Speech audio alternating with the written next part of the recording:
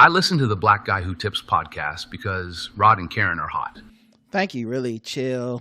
No code switching Denzel Washington. Welcome to another episode of the Black Guy Who Tips podcast. I am your host, Rod. First of his name.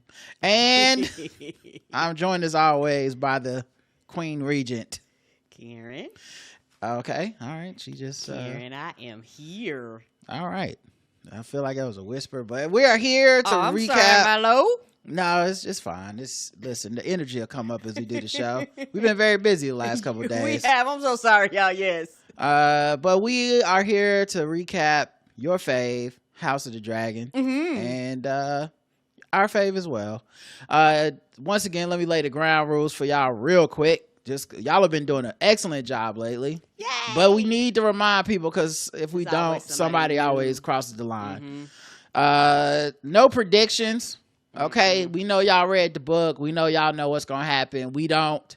And also, we like to be kept in the dark. I like to be like, what the fuck? Yes. He dead? He alive? That's Yeah, that's fun yeah. for me. It's He fun for the escaped. audience. Yeah. Keep it short if you do write in. Leave comments. We don't mind that. Share the show. We love that. But we're not here to debate, y'all. Oh, I don't like this character. I love this character. I don't give a fuck. I didn't write this shit. And keep in mind, people are here for our opinions, not yours. If you would like to do what we do, start a podcast, start a blog, a vlog. you know, yes. there's a lot of ways to get your opinion heard about what you think about this show, and I highly suggest you do. It's Me too. no shade to you at all. Just saying what makes our show good for us is not always about, you know, people writing 12-page. We used to get long emails. Like, it used to be crazy, y'all. Yes, and we used to actually read the feedback on the show, but we actually read it on our Saturday show now because I think us reading it on the show actually encouraged people to write. So we was like, no, we're going to do it on Saturdays. Yeah, so we had to make some editorial choices, but that's why this one is your fave, okay? We already going to talk way too long about the show. Right, we already going to be here 3 Don't hours. Don't add more work to it, okay? It's a labor of love. All right, y'all. Let's get into this actual show, this episode. It is episode 5 of season 3, which means we're over halfway through. Wow. There are only 3 more episodes left. This thing wraps up on August the 9th. That's quick. Yeah, and because I think the first 2 episodes felt like the end of last season, it's almost like it's moving even faster. Yeah. But I'm enjoying it. But Karen, let me start with you first and ask, what do you think about, you know, this episode, Unbowed and Unbent? I enjoyed it. I enjoyed it a lot. There's a lot of different things that happen, a lot of multiple pieces. You can tell they're setting things up, some for this season and some for like future, like, you know, next season and things like that. So I am really looking forward to it. And episode 7 is what they call it, a penultimate Yes, episode. So I'm really looking for that one. It's going to be something big, a battle, like something major is going to happen. So I'm really looking forward to that episode in particularly, because I know that that's when it's like they're kind of just setting you up for what's going to happen next. Yeah, I like that we don't even know the titles for the episode, so they're not like spoiling it with the title. Good. They're just like, we just find out the day it shows up. Which is how it should be. I enjoyed this episode. A lot of intrigue, lots of palace intrigue with backstabbing. There's basically a murder mystery whodunit. Lots of fighting. I love a lot of fighting. We did not get any battles really. We got one sword fight, but we didn't get any major battles, dragons and stuff. But I thought we was gonna get a battle, but I was like, oh, they might be saving that for later on in the season. Yeah, I mean, they got 3 episodes left. I feel like we're getting some huge set pieces at some point. Also, the fact that we only have 3 episodes left makes me feel like shit could go down real fast. Like they all this planning and plotting. And they might be like, we don't got time for that. I'm burning Tumbleton to the ground. I don't know. Right. I'm scared for everybody. You never know. A lot of dead innocent people. All right. So let's get into this episode. But let me play the our House of the Dragon intro. Where we at here? We back? Oh, It's we defending, back? We baby. back? It's the recap. Fell 5 and black The out House of tips. We Dragon doing it recap. again, nigga. This what we doing? That's right. It's the beat only. I got 2 versions. Felt 5 provides. Don't it though? All right, man. Let's get into the recap. I broke it down by locations. It's just normally easier that way. And some locations like Rook's Rest, I just called Aegon and Larys because they did try to leave, but they came back. That was a short trip. Yeah, Aegon is such a like kid that is upset with his punishment, so he like leaves on his tricycle, and the parents is like, okay. I've done that before. Left on my big wheel. Yeah, My mama just Larys had a lot of. stood on the front porch going, okay, you're Yeah. going to come back because what does the fuck you gonna do? Yeah, Larys had a lot of like your mama being like, okay, yeah, no, pack up your shirt. Back up your shit. You ain't gonna take no shirt? Okay, we'll take a shirt. What you gonna do? Or You ain't gonna no snacks. Where you gonna sleep? Right. What you gonna do when the sun go down? No, you don't like my rules. You want to get on a big wheel and you don't want to stay here no more because I Right. said bedtime is at 7 and the lights is off. So okay, you big and bad. Up the street it get dark and scary, and then we Real will see. scary. So Aegon and Larys toil in the woods again. They love toiling in the woods. Let me tell you something. That's what they've been doing all season. It's been a comedy duet. If they see some woods, they like, can we get to toiling? Can we get to walking in them? Cause we need to get out there and start hobbling. They looking for Vhagar so they can find Aegon, and like they had heard word that like Vhagar fucked up this city, the Windish town, eating like sheep and shit, and he's like, cool, I'm gonna find my brother. Larys is like, man, like, please, How let's much go sense back does to this Rook's Rest. make? Just go back to Rook's Rest, get the ship, we'll get to somewhere safe. Aegon's like, stop telling me what I can't do. And this is Aemon's fault. Everything that's ever been bad, that's ever happened to me and only me. He did it on his own. None of it was mine. I swear on the warrior. I'm going to find him. I'm going to fucking kill him, or I'm going to die trying. I don't take no responsibility for my actions. Now, y'all remember, Aegon is half crispy. Come on. Got a whole missing ass ear. Medicine was not what it is now, where you could like, come back from that, but like maybe even stronger than before. Rehabilitation. Like, they don't have anything. That's as good as he's gonna get. And he twisted his ankle walking through the woods, but he gonna kill Aemon One Eye. Right. Tell me how much sense it makes. It don't make. And Larys knew it the whole time. I was like, okay, I'll go along with your little stupid ass games. Yes, like I said, he just watching him on the big wheel. Like, okay, so you gonna go past the street? Like, okay. So then Aegon sits down next to an abandoned horse carriage, holding a golden dragon scale from his dragon, looking depressed.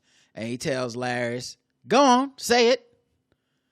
And Larys, he's like, I think Larys is that kind of mad where you like, if I say anything, it's going to be everything. So let me just not say anything. Yep. Yeah. I'm not going to be able to pull it back in. So woosah. Relax, relate, release. Come on, let me go do some yoga. Can I leave the building? Cause So he says, Aegon says to Larys, go on, say it. My dragon is dead. I'm a pathetic cripple, and there's no possible scenario in which I make it to Windish Town to kill my stupid fucking brother. And Larys is like, can we just go back to camp? Can we just go back? That's all I'm asking. Why are we out here in the first place? Please just get back in the car. We'll turn around. Like, he's just Right. like, can we go back to camp? We not guarded. We both can't fight. We don't got no swords. We both gonna get fucked up. What are you doing? And Aegon is like, man, when I was a kid, my daddy wouldn't let me joust in all the like night tournaments and shit because I was the oldest and I could be the king. And he was like, don't be on the horses. He wouldn't let me fight. But then here come Aemon. He had all the gifts. He was out there playing and fighting and speaking high Valerian better than me. He had new Jordans. He had the high score in Contra. He knew the damn. He knew the codes to Mortal Kombat. Right. Like, he could do all the fatalities. Right. My mama loved him. She ain't love me. And now they say he killed me and everybody knows it. And I guess he looked at Larry thinking he was going to get some support at this point. I don't know. But like I said, Larry's had that look on his face like, if I say anything, I'm going to say everything. And I guess finally Larry said, you know what? Fuck it. He was fed up. Somebody got to say the truth around here. Yeah, he been like, nigga, I've been rolling with you for weeks out here, dealing with your bullshit. We are here because you just don't know how to be humble and just go with the flow and the plan. And so I wrote down everything he said. Oh, he had some bars. He said, I must say, Your Grace, all this time we were together, from the moment you were injured, flying drunk into a battle which you were not invited, you've done nothing but whinge and self-flagellate with a tenacity which I find astonishing. You, who had every advantage, you who had every chance to shine, firstborn son, prince of the realm, the finest tutors, the finest knights instructing you in the sword, a dragon so beautiful they named it after the sun itself. You could have risen to greatness, but instead, you trampled your birthright in the mud. You lazed. I never heard lazy put that way, but damn, that shit hit. You lazed. Not lazed. Reveling in mediocrity, fucking anything in sight. He didn't even mention the fucking's not consensual. Right. Drinking yourself into oblivion with your sycophantic friends. Where your boys now? I will tell you the truth. You were a terrible king. And then he stood up and walked over to him. He said, but worse than that, you are a terrible man. And this hit for me on several ways. Like, in addition to being that You're a Mean One, Mr. Grinch ending of that song, it hit for me because Laris is the unloved son who was crippled from birth with a father that ignored him. And so, you know, he been feeling that from day one when he seen this little motherfucker. And because he's like a schemer and a plotter, he's interesting because if you take a macro approach to Laris, other than when he jacked off to them feet, that's a big caveat, but still, other than jacking off to them feet, everything he does, you could argue, is to the benefit of the realm and not necessarily himself. Like, there was time, like, even when he moved the gold out of the city, I assumed that shit was just going to end up in his coffers. And it was going to be like, yeah, I need to move the gold in case they try to take the castle. Ha ha, I'm rich. But no, no one knows what the gold is. Maybe he'll show later that it's a long-term plan and the gold is something. But even his plan for Aegon is to save Aegon so that he can still be king at some point. Right. It's kind of insane that, like, I don't know, man. Like, I'm never going to be Team Laris, but like, what he said was not self-serving. No. I mean, honestly, I didn't know if I said Aegon might motherfucking. I thought it was gonna stab. He might stab him. I thought it was gonna stab with the scale. Oh, with the scale, yeah. I thought I was like, he might lash out because who has ever talked to him like this that didn't pay the price? Right. I don't talk like this, and Otto ended up in a cage. You know, so he walks off, and Aegon just stares, brooding like he do. Yeah, because basically he was like, well, what are you going to do? I am not going to stay out here with this foolishness no more. I got plans. Put like this. I think he got plans with or without him. He was like, I'm going to be okay with or without you. You can come on and we can do this together, or you can go out there and die. And if you die, that's on you. Yeah, I'm trying to help you. Trying to help you. So, I mean, I just thought it was... Get back what you lost. You the one complaining about what you lost, but you ain't trying to get it back. Yes, I just thought it was straight up ether, you know, because my man Aegon the Crispy really thought that Laris is gonna feel sorry for him. Like, yeah, you right, man. Like, it's fucked up how you did him. But instead, I'm supposed to feel sorry for that bitch. I don't. He was like, look, I've been Bigfoot, Littlefoot, Shortfoot, Longfoot, all my goddamn life, nigga. What are you talking about? You just joined the club and you having mental breakdowns. I killed my family because of bullshit. Like, what are you talking about? Bitch, get out of my face. So then they go back to Rook's Rest, and they're sitting there awkwardly for a long silence before Aegon says, hey, man, just go ahead and hire the ship, bro. You right. Let's just get out of here. Because what else? Because you ain't got no plan. We see a guy kind of spying around them in the background, but we don't really know why he's staring at them like that. But, you know, the idea is they're being looked at. People are suspicious of them. Probably because of Aegon's behavior. Right. Like, Laris could have kept it all on the low, but Aegon is out there like, I'm not kissing no shoes and shit. Right, acting the fool and drawing attention. They were like, you talking like you don't belong here. But Laris hands him an apple kind of as a peace offering, like, okay, man, we gonna get the ship. Like, we cool. And then, I'm not gonna lie, I was honestly shocked at this next appearance. Me too. I thought it was somebody else that looked like him. I was like, is there a third one? Right. I was really shocked. I know that ain't who I think it is. Tywin Lannister is still alive. The one that got pushed off the boat. He pulls up on them and was like, what ship y'all talking about? He didn't die on the boat. Let me tell you what's a bad way to murder someone. Throwing them off a boat. Yes, any boat. Apparently, we have drastically overestimated the reliability of just tossing a motherfucker full of armor into the water. Because Corlys got out. Corlys had his armor on. Now, Tywin didn't have the armor on that he went into the water with, but he could have, I don't know if he made it out and took it off or if it just never had. I don't know. All I know is if you absolutely need to murder a motherfucker, do not throw them in the water. He had parts you could just pop off real quick. I don't know. It was like NBA pants. Oh, them sweats. Ben Amin said, yeah.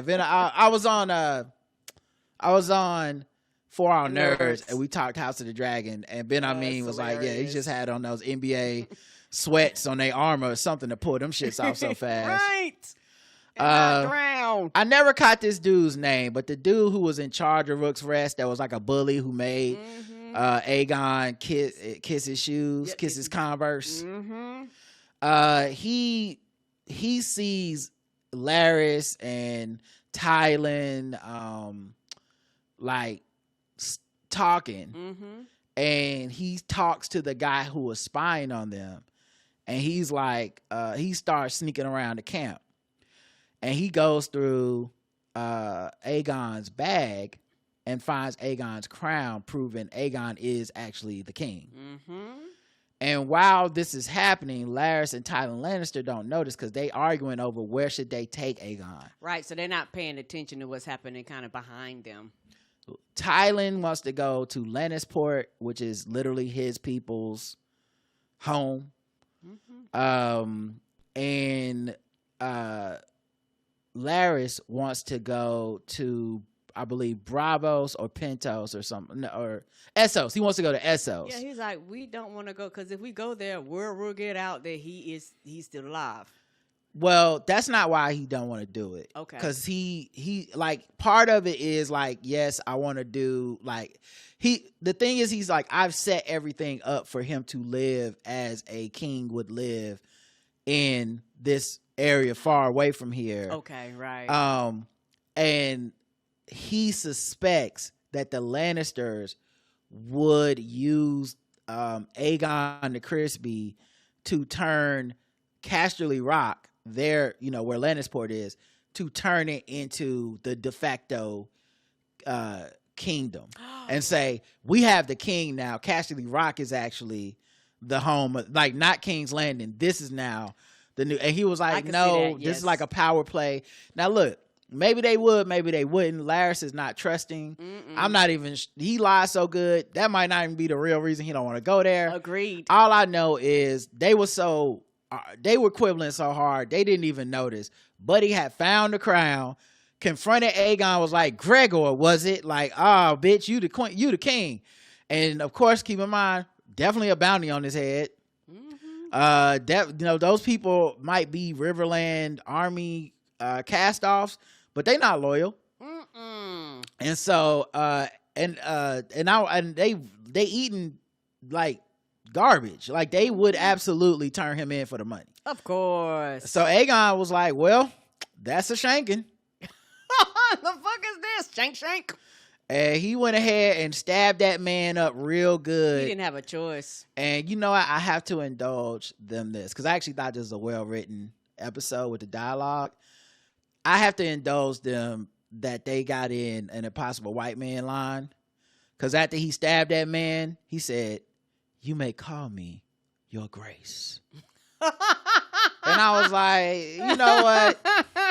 A little too perfect, but y'all earned it this week. Yeah, y'all earned it. Mm-hmm. Shout out to Aegon, caught him a body. Did it though? Now we go to Harrenhal, which I didn't think about until this week when I was on For Our Nerds, but Harrenhal rhymes with Aaron Hall.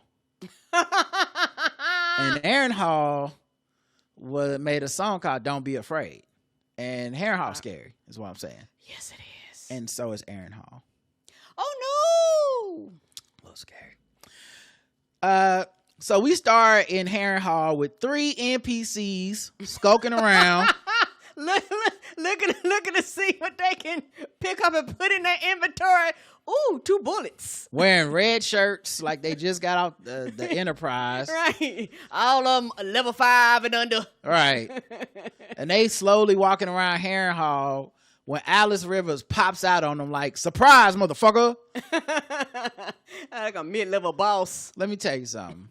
If Larys and Aegon the Crispy love some wood so they can toil, my girl Alice Rivers love a shadow to step out of, okay? Come on. She gonna step out of shadow. Come on. If you see a goat, run, because she ain't too far behind it. She love a good shadow. I feel like whenever she live in the shadows. When she go house shopping, she be like, what the shadows like? Is it dark in there? What time the sun, where the sun reflect out, where it rise and where it go down? Do I need to get blackout shades? I feel like the way she be popping up on these intruders, I think she got the Ring doorbell. She got to. How does she even know they there? She like they be in different parts of the castle. She come like bam. You rang. So she pull up behind them and they scared and she's like, Aemon ain't here. There's like, we heard Aemon one how she said we got a blind man that churn butter and a stable boy and a bunch of ghosts. Now you need to get the fuck out of here. You must not know who you fucking with. This is Harrenhal. Did you know the slaves built Harrenhal for King Harren the Cruel? All the rocks got blood in it. Yeah, I don't think this is the place you want to be. She says that right for the boss battle. Yeah. and she says, she was like, this castle breathes. She swallows the greedy, the heedless. Her founding stones were watered with the blood of men, and she's always thirsty. And they like, what? And then she dropped a stone and disappeared, and a swarm of bats popped out of nowhere. Like Batman. Yes. It was just like Batman. It was. Only thing she should have said, I'm Batman. Splash. Yes. And then the bats like flew up on the dudes and shit. And then they like had to look away and they looked up. She was gone. Yeah. And then 2 of the dudes, like one of them ran off and the other dude was like, Craven, coward. And the other dude's like, yo, actually that dude's right. Bye. Like, I don't know. I told you when we came here, we hadn't grinded enough to fight this boss. You said we could. Right. Our weapons are too low. The spells don't work, buddy. Let's go. That was insane. That they like. I don't know. I mean, maybe she has a bunch of bats in a cage and she got a design trap that'll let them out at the right moment. Or maybe she's a motherfucking witch. She's a witch. She called them. Yeah. I honestly think when we see that goat, it's because she the goat. Yes. She is the greatest witch of all time. Yes, she is. She's just out here. just no, man. In a world where magic is real, I don't understand why she doesn't get more respect. Yes. Motherfuckers be talking to her because she a woman, and I'll be like, I don't know, dog. She popped out of the shadows and bats came out. I talk to her nice. So then Aemon is dreaming a nightmare in the bed in, of course, Harrenhal. Just like Daemon was. Mm-hmm. Daemon was going through this too. We saw him having these restless dreams and visions. It's interesting because we know that Helena is a dreamer, meaning she's a Targaryen with the ability to see visions, predict the future, and all this stuff. But we've also seen visions and dreams come to Daemon and Aemon in Harrenhal. And I wonder if like there's something there that makes them tap into their dreaming side, because it doesn't seem like everybody in Harrenhal has the dreams. Like other people have stayed there and stuff, but it's just interesting. But could it be the Targaryen blood? That's what I'm saying. Like, is something activating it there? Right, Does she know how to do it with something? Like you said, it doesn't impact any and everybody. Yeah, it's just because she was giving him something to drink too. Right. I remember. Maybe she gave him something. Maybe she gave Aemon something to drink. Yeah, she making something to actually cause them to go into. I wonder, because it's crazy that they keep having these dreams and. Then they come out leveled up several points. Yeah, it's like they get the instructions from the dreams. Like, oh, that dexterity went up because she gave Daemon humility. We'll get to Daemon later because I think people still see Daemon the way they used to watch him, and I don't see him the same anymore. Agreed. And I mean that in a kinder way than y'all probably think. Anyway. So he wakes up from the dream. He's like, and you can hear maniacal laughs and screams. And Alice is like, you okay? He pulled out the dagger from the Song of Fire and Ice, which I didn't realize till now that he took that shit from the he took that shit from the castle. When he left to go to Harrenhal, he took the good dagger. Right. That's why I got lost again. Nobody find it now. That's like your mama's fine china, man. That shit stays up there next to the Barack Obama come on and collect dust. Yeah, the framed Black Jesus picture. You don't take that out the house. That's in the den with the plastic on the chairs. Yes, it is. The room nobody goes into. So he said he had a dream about his brother Aegon's face being on fire and trying to drag him into the dark. What's interesting about that is, of course, he's the one who set his brother's face on fire. So maybe it's guilt. Maybe it's him seeing his future. I don't know. Right. Then Alice is like, it's just the dream again. The dream? I looked at the closed caption. I rewound. The dream. Not a dream. The dream. He's been having a recurring nightmare of his burning, faced up brother dragging him into the darkness every night. He drops the knife after she kind of, gets him to calm down. And then she clutches him to her bosom. And he brings up how Helena said before he left on his trip to Harrenhal that he was going to die and ruin everything. And then he says, mother, as Alice hums a lullaby, holding him. He likes motherly love. Like, it don't even have to, it don't really need to be sexual, if that makes sense. Because Allison is a terrible mother. And so she never really gave them the attention that they needed or wanted or desired from her. But she also get that from her father because he really didn't do it for her and actually show her. He forced her into marrying this old ass man, right? And forced her to have to defend for herself and do it on her own. And so that's the kind of parenting skills that she kind of she got from Otto. Yeah, that she kind of passed down to her children. And like, I'm just going to manipulate you. But what she failed to realize, her being a woman is kind of a different structure. And children aren't going to listen. Not trying to be funny, but before when a man is telling a woman, most likely she's going to obey.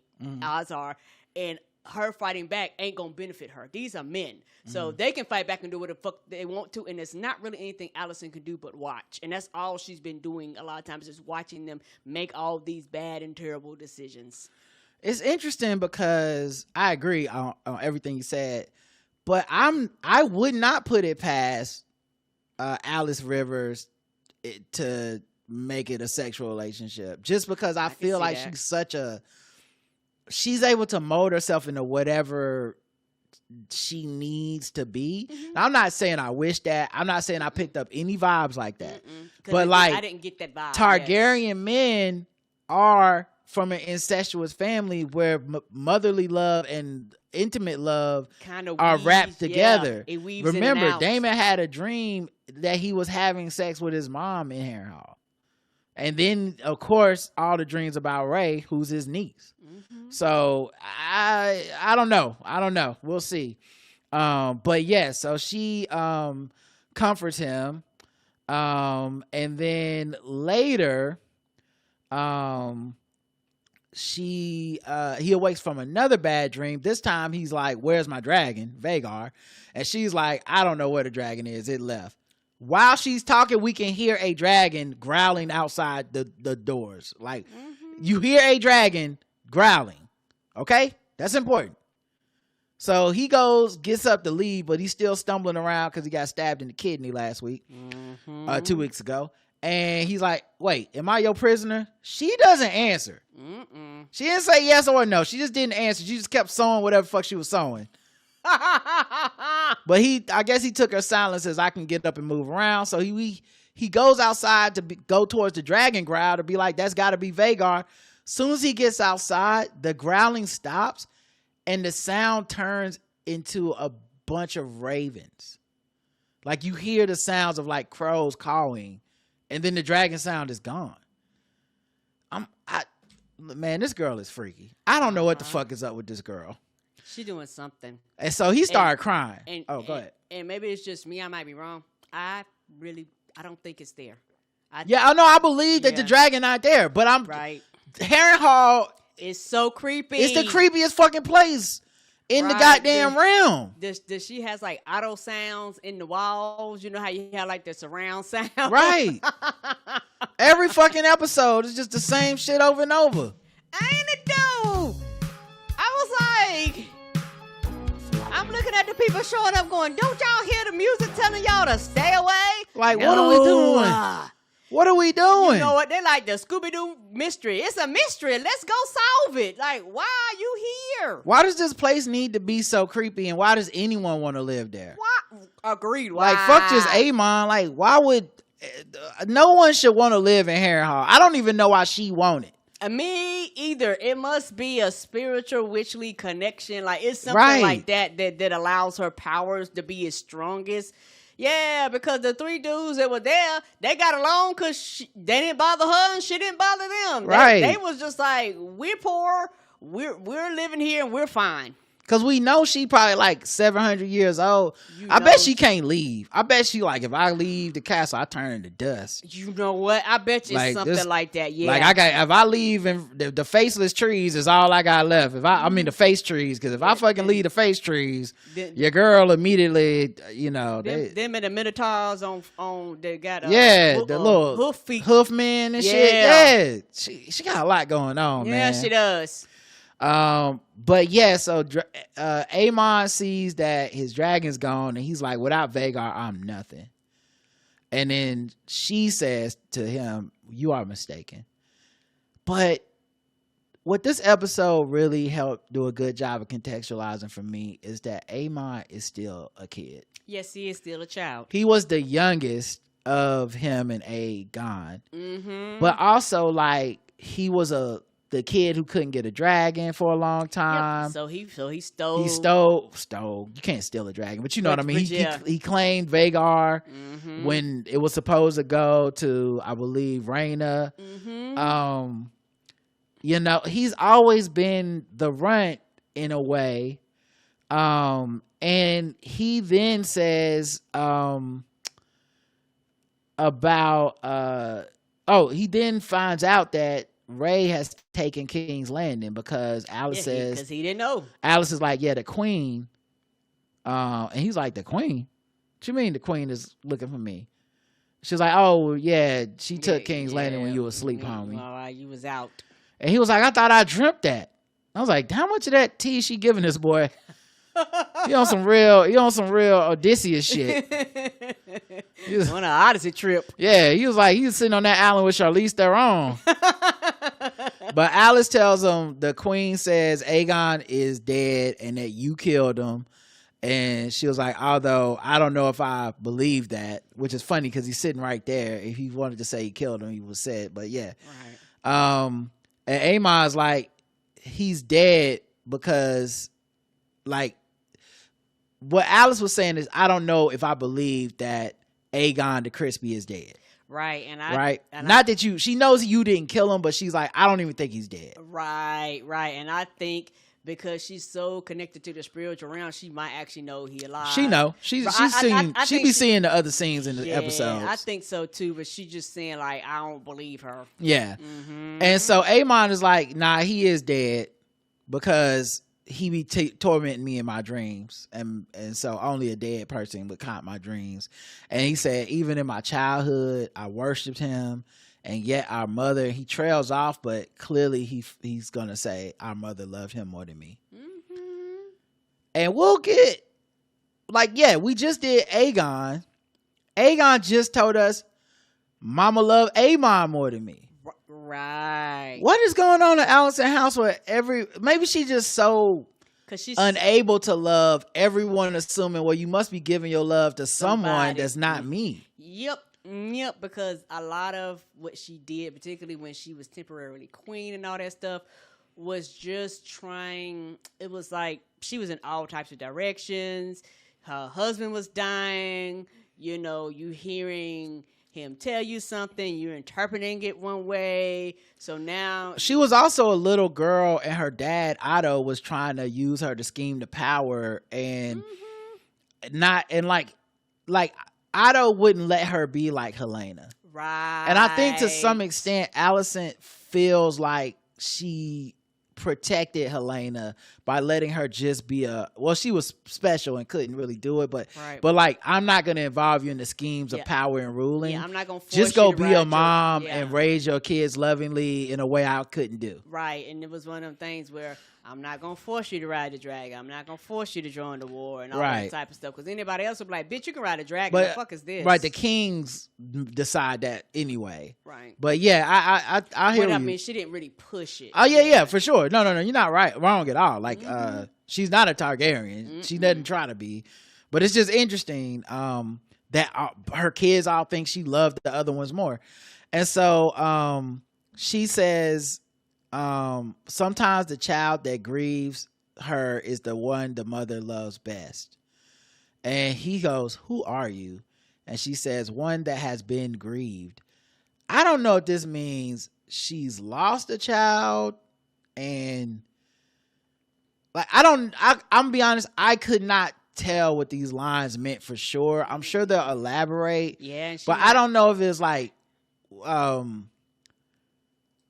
you grieve, the child that grieves her is the one that loved the mother best. So like, you missing your mom so much harder means you loved her more than I don't know. I have no idea. I don't know. And it's one of them things where she's probably grieved a lot, if that makes sense. Like, she herself, like, yeah. Once again, I couldn't tell from these lines. I'm sure it means something, but they said it in a clever way that made me think, I don't really know if this means she's grieved her own loss of her children.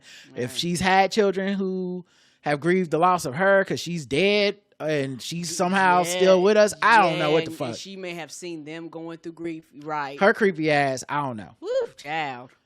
Then later, the ring doorbell alarm goes off. You have a visitor. So more mercenaries have climbed up the side of Harrenhal by the face tree. They scale the cliff, and she pops out once again. Can I help you? And they like, we looking for Aemon, the one eye. We know he here. And she's like, he ain't here. And they like, girl, we know about you. You a witch. And the other was like, she ain't a witch. She's stupid. She's an imbecile. She touched in the head. And the one dude is like, yeah, well, you know what? I have not had sex in a long time, and I'm feeling a bit creepy. There was some creepiness. Yeah, it was. What's crazy about this, in addition to not crazy. I don't want to say crazy. What I found interesting is these episodes where we've kind of had the renewed return of the idea of sexual assault in these it's been like 3 episodes this year. Yeah, they've kind of moved away from it somewhat. Yes, written and directed by women for the most part. Interesting. I mean, I always feel like an artist should be able to paint with whatever paint colors and paint brushes they want. I don't think we should limit art expression. But I think it's interesting that when the men seem to be more, or not even the men, just when it was earlier in the series, they kind of replaced it with the trauma of childbirth and other things.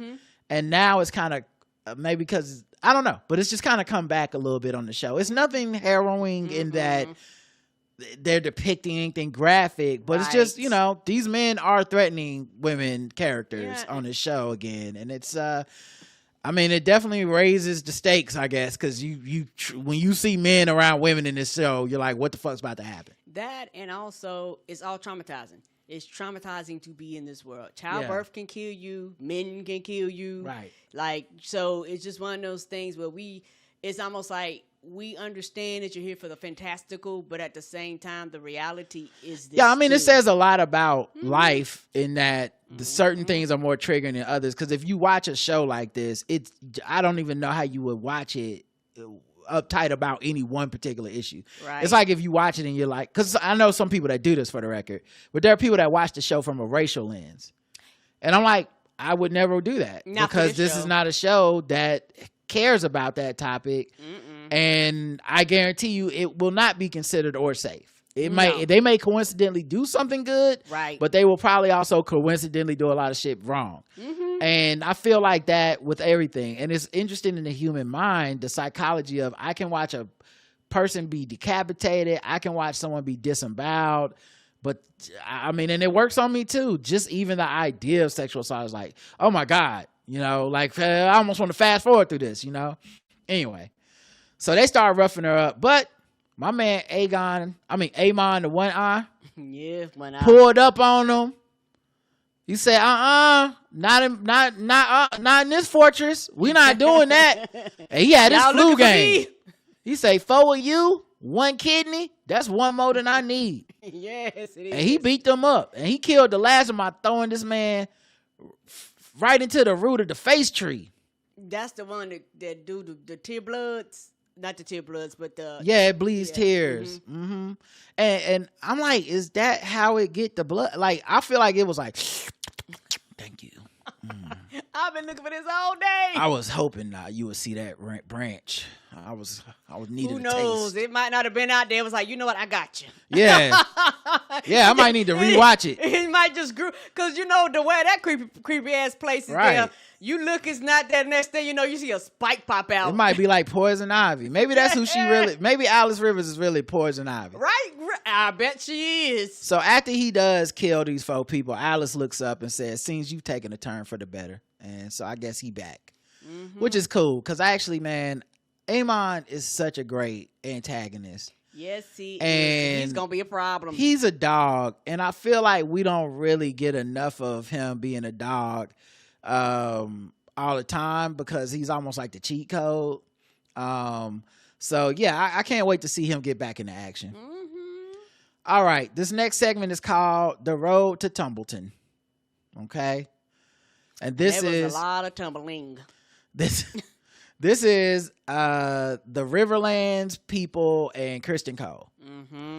So you got the Riverlands army, which consists of the Rivermen and the Winterfell unks, the old heads.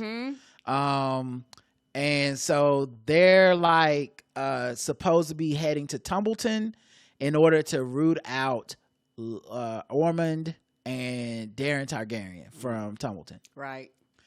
They having a little meeting apparently in the time we haven't seen them. They have been getting the business from Sir Kristen Cole, who's been doing guerrilla warfare. And just fucking with them. He been attacking them at night. He been burning down bridges before they could cross the river. They got to cross the river in order to get back to on land where they can get to Tumbleton. So they just fucking them up, all the river crossings, everything. It's not that many of them, but the whole goal is to slow them down. Yep, and they've been accomplishing it. So now we having a late night meeting. Little Oscar Tully, young Oscar Tully is there. Mm-hmm. Sir Roderick Dustin, who is the dude that's from the Winterfell Cat Daddies. Mm-hmm. The chief of the old man. And Lord Piper, who I don't remember much about, but you see why very quickly. So they in the meeting and they like, yo, Christians, man, they burning all the river crossings. They fucking up Tumbleton. It's gonna take us an extra week to get there at best, and that's if he don't burn the next one. Like, what the fuck, y'all? And then Lord Piper's like, well, I don't like, maybe we could send like a small detachment of men, beat them to the next river crossing. We know where they're going. Right. And then we'll like hold the fort until y'all get there, and then y'all can cross the river. They said, okay, cool, do it.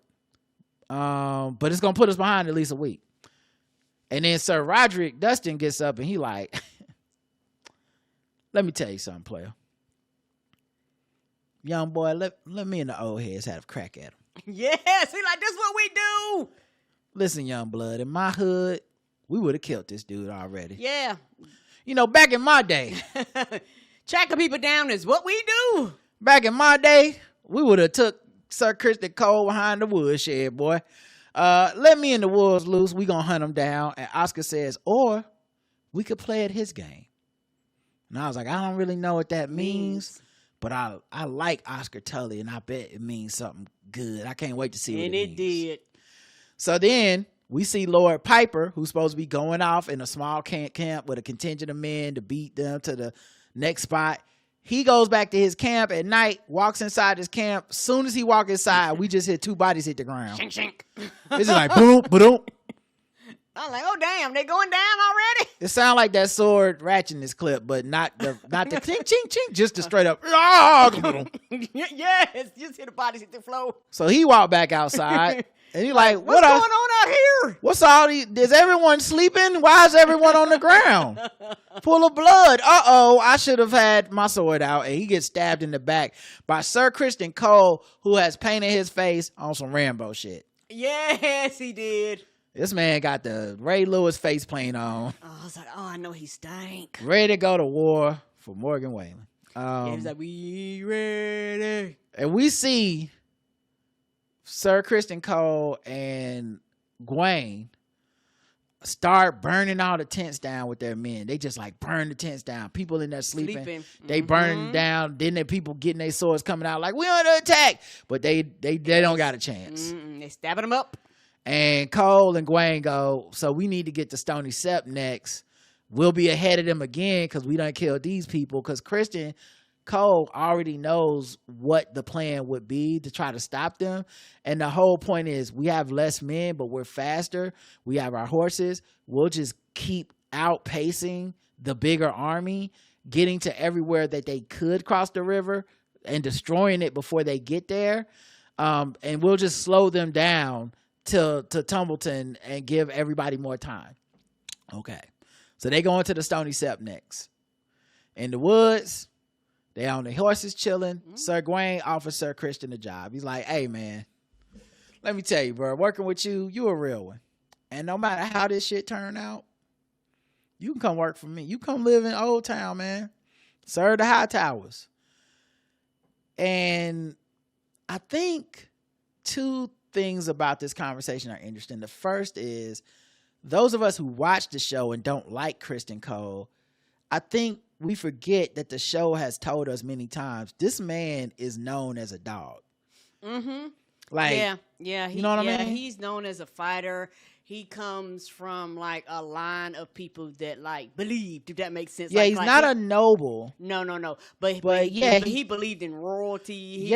He believed. He was a true believer. Yes. That was the second thing I was going to point out. But the first thing is he's known as a dog. Mm-hmm. And you could see the reverence Gwaine had for him even as they were using these underhanded tactics. But it was like, yeah, man, you a knight. You can come live with us, man. Like, don't go back to the castle. And of course, Christian Cole doesn't get the answer. And then the second thing he said that it made me think about is in Cole's mind, he has always been a true believer who got disillusioned when he realized everybody in the castle be on bullshit. And he was like, that is not what I was taught. And y'all just do anything out this motherfucker. Yep. So before they really finish this conversation, one of the horses rears up. The horses start falling down on their sides, and people realize, somebody has put crow's feet, which apparently is almost like putting a thumbtack or something on the ground for people it's like putting Legos on the ground, but for horses. Oh. And they pierced the horse's hooves. What, you didn't see this? I seen it, but I didn't realize that it was like a tactic. It's a trap. Yeah. The old dogs that's had got there before them. I started piecing put those together at first, traps on the ground so the horses would step on them, and apparently the only thing you can do is kill your horse. Right. Like, they don't got time for whatever it takes to fix a horse. And so Sir Kristen Cole had to kill their horses so that the rest of the men, they couldn't bring horses with them. So now they are off horseback.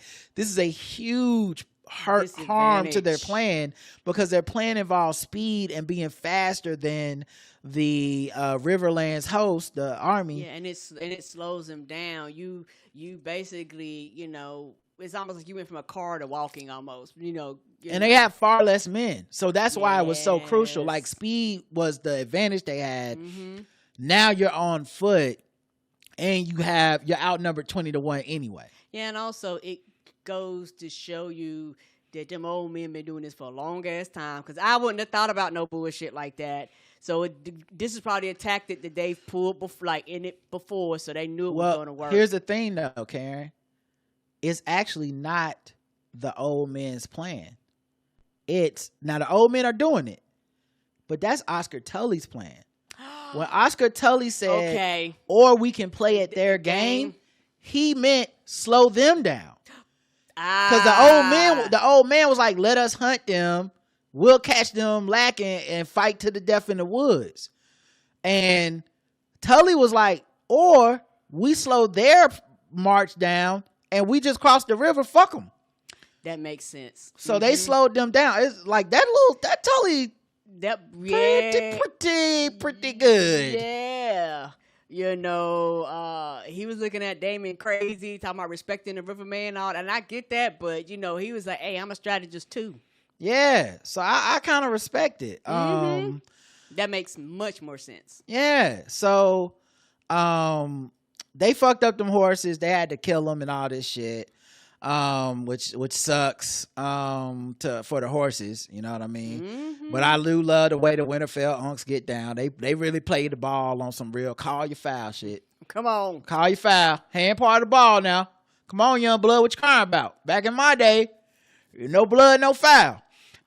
So then we see later that Kristen Cole and his army, now they cutting through thick thorns and bramble inch by inch. That shit look like Rambo. I was like, oh Lord, the Predator don't come and get y'all. This is the beginning of the horror scene. And like they're getting bramble and fucking shit stuck in them and leeches. The men, not yet. No. Oh, okay, we ain't even got that far. My bad. The men.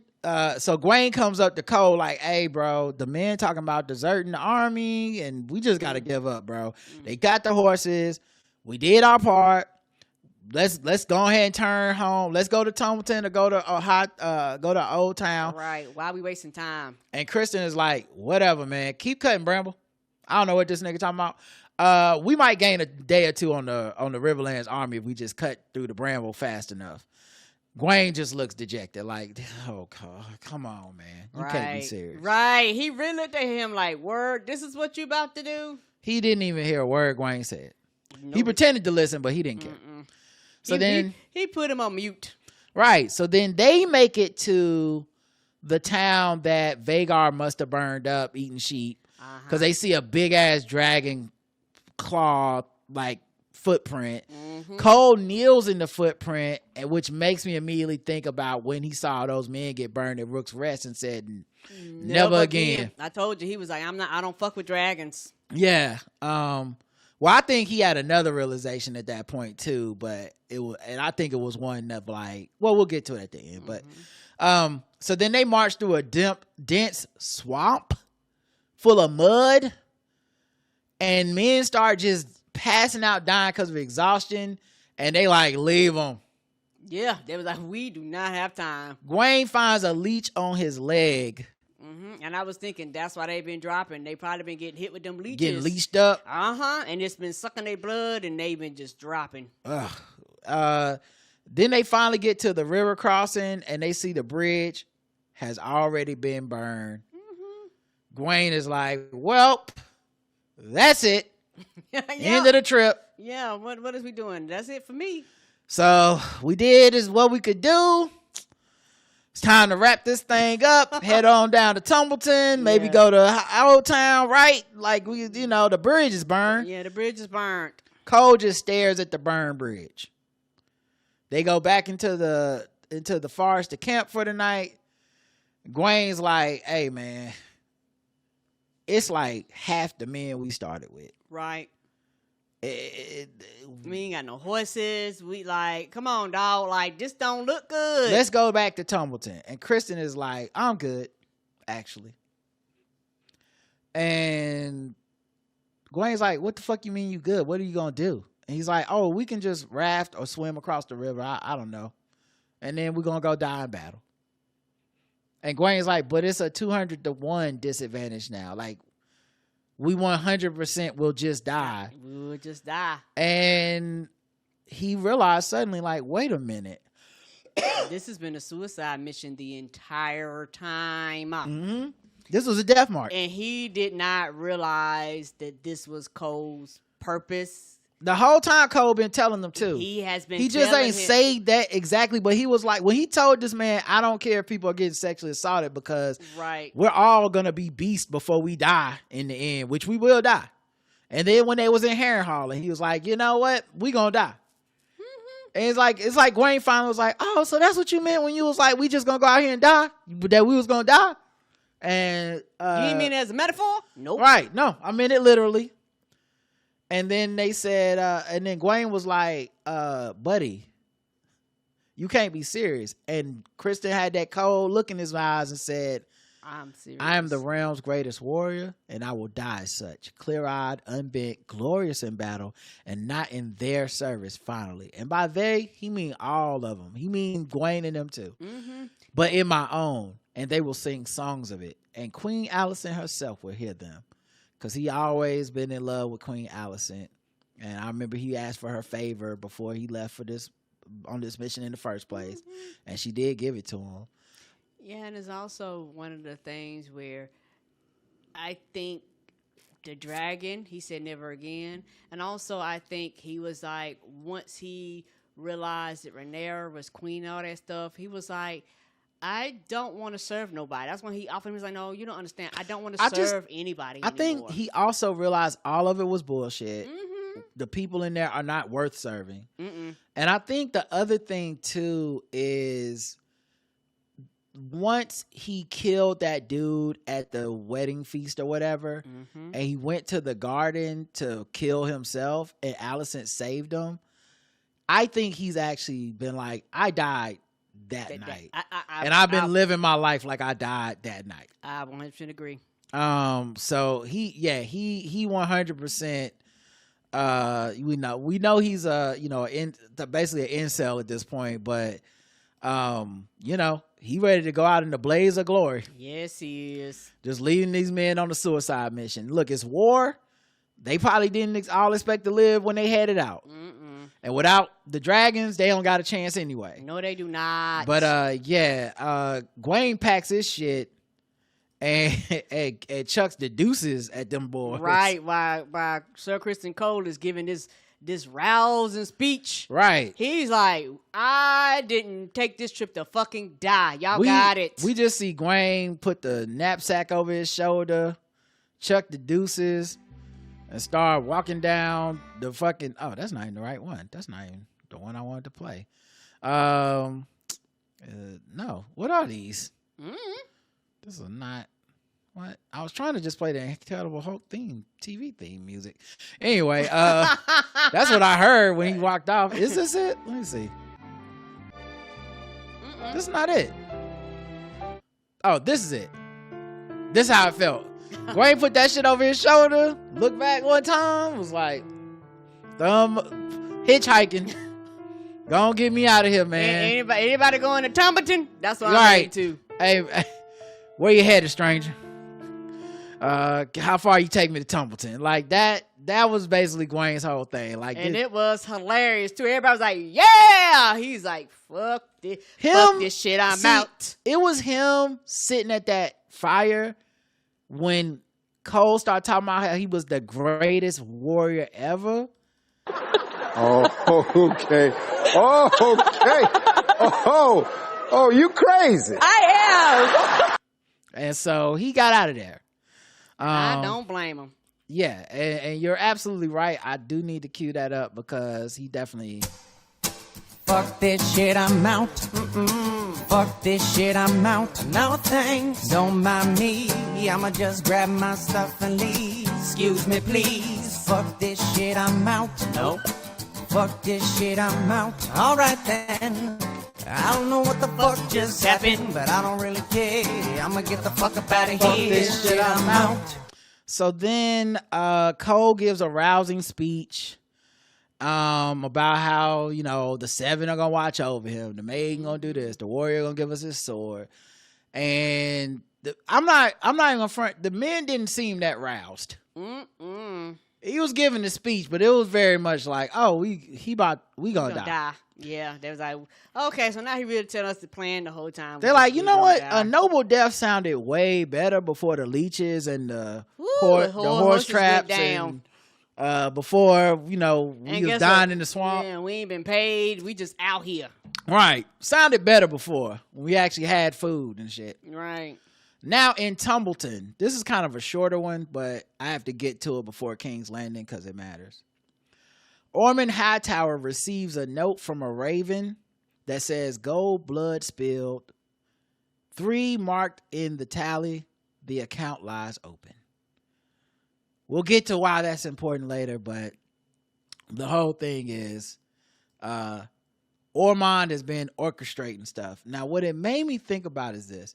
Last week, Lord DEI, Meister DEI, said he had 0 emails when he did the search results between Hightower, between Old Town and Otto Hightower. And this is probably why. He's like, I couldn't find a single fucking letter from anybody. And I was like, certified mail, no nothing. He was like, I looked everywhere. So seeing that Ormond does do the Raven thing, he does correspond, I had a couple of thoughts. The first being, one, is Ormond so careful, maybe he never sends anything back, but how would they know to send it to him, right? So he does correspond somehow. 2, is Master Orwell, Lord DEI, is he somehow covering up for this man? That's a great question. Like maybe there was correspondence and he just went, beats me, couldn't find anything, but it's right there. I don't know. I still wouldn't trust him, but he's black at work. He's just trying to survive. So Ormond asked for an update on the battle fortifications from John Roxton, who's his second in command. And they like, man, it's going slow. We trying to, you know, fortify the town and the walls, but we need more like lumber, trees and shit. And he was like, well, then conscript some more people and make them go out there, and I want all the trees. Well, we'll know how long this week might only have days, weeks. Like, we have to hurry up. Right. Then he goes back and Darren's in the background studying his lessons. Apparently his lessons are about his ancestry, but only the Hightower side, apparently. And so we know that he is being raised by Ormond, who hates the Targaryens, and Darren's half Targaryen. So he's like, what you studying there, nephew? And Darren's like, you know, just about the ancestors, you know, but only the good side, only the Hightowers, and it's a little dry, but you know, he said, what you say? He was basically like this dry ass history. Right. He said, what y'all don't be doing nothing over here. What you say? He was like, I didn't mean to say dry. I mean, it might seem dry to somebody that's not like me, but to me, you know, I'm all into this, and like really, I'm learning. Actually, no, I'm not even learning. I'm venerating our noble ancestors, and I realized Darren talks to to Ormond like he always expecting to get a whooping. Yes, he's scared of that man. He's scared of that man. Mm-hmm. Like, this is how I imagine. He don't know he's going to have an outburst. This is how I imagine J.D. Vance's new kid is going to be raised. Oh, no. You know? It's going to be like, that's the half of your mama in you that's talking right now. That's why you're doing all this. So then Ormond asked Darren, like, maybe you could recite some of the lessons. And he starts going through some of the ancestors and, he sounds kind of bored. He's like, oh, yeah, the phrase fought the such and all this shit. And my man Ormond stops him and brings up Maria Martell, the Yellow Toad of Dorne. And Darren doesn't know anything about her. He's like, okay, I got to talk to your tutor. And I'm like, that feels like the tutor going to get beat up. Like, talk to your tutor feels like he going to cut one finger off the tutor and be like, why didn't you teach him about this? Right. But Ormond's like, oh, she was a great military mind. Right. Ugly as fuck. Yeah, she had a thick waist. She was just ugly. Blind, ugly as sin. Yeah, she was unattractive, but she knew how to get it done. Look, no, I wouldn't fuck her with your dick. But let me tell you, she was a woman and the only woman ever to have a good military mind. She refused to submit to Aegon the Conqueror during the Conqueror's conquest. She said Dorne wasn't going to bend the knee. And it never did. And he sent them men to storm the castle, including Hightowers. We was in the army at the time, unfortunately. She poisoned her own wells, hid her men in the sands of the desert, left the castle empty. They ran up in the castle like, cool, we didn't even have to do shit. What an easy layup. And then when they slept, she came back, killed them all in their sleep. Because the desert is different. It's different. And when we saw the original Game of Thrones happen much, much further into the future in this show, Dorne still hadn't been conquered. The desert is different. You just can't roll up in there like you can on dry land. And so Darren asked, is she a hero or a villain? Because that tactic is so underhanded. It's basically like the Trojan horse. Like, you seem like you surrendered, but then you killed everybody. And Ormond doesn't really answer. He just was like, the Targaryens are trash. So whatever you got to do to kill them, kill them. They don't know nothing about culture. All they got is them fucking dragons. They savages. So whatever you got to do to kill them, if you got to be worse than that, then be worse than that. And just win, basically. Just then, Darren beats them in the whatever type of fake chess game they got in Westeros. And he looked once again like he was going to get a whooping. Scared. He won the chess match and then was like, Now, this reminds me of something I forgot to bring up with Gwaine. Gwaine told Sir Christian he used to let Ormond win when they were kids. They played a game where they would run up to the top of the high tower to see who would get to see the sunrise from there. And he always let Ormond win because he was a thin-skinned twat, I believe is what he called him. And so now I'm like, is Darren also learning that lesson of, I forgot to let him win. Yeah, I always let him win. He needs to, like, he doesn't take loss back good, and so he won, and he was like, "Oh, I'm sorry, I was lucky. You can start again." And Ormond grabs his hand as Darren goes to put the pieces back, and he grabs his hand, and then he knocks all the pieces off the table while still holding his hand, and then he gets up, walks behind Darren, puts his hands on his shoulders, and says, "Never apologize for victory." But the whole scene felt like he was going to beat that boy. Not only that, he beat him with a dragon piece, which is the biggest thing. Like, it was the dragon piece, which is one of the largest. It was the pieces. Targaryen side that won. Yeah, which was one of the largest pieces on the board. That is a great catch. And I think that kind of triggered him. Right, because the dragons represent the Targaryen power. He's half Targaryen. Yes, absolutely. I didn't even realize it was a dragon piece.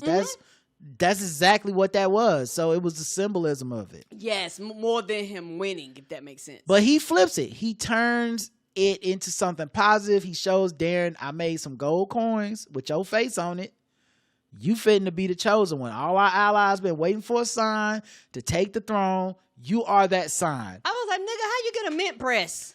Yeah, you know what? The other thing is this where the gold went.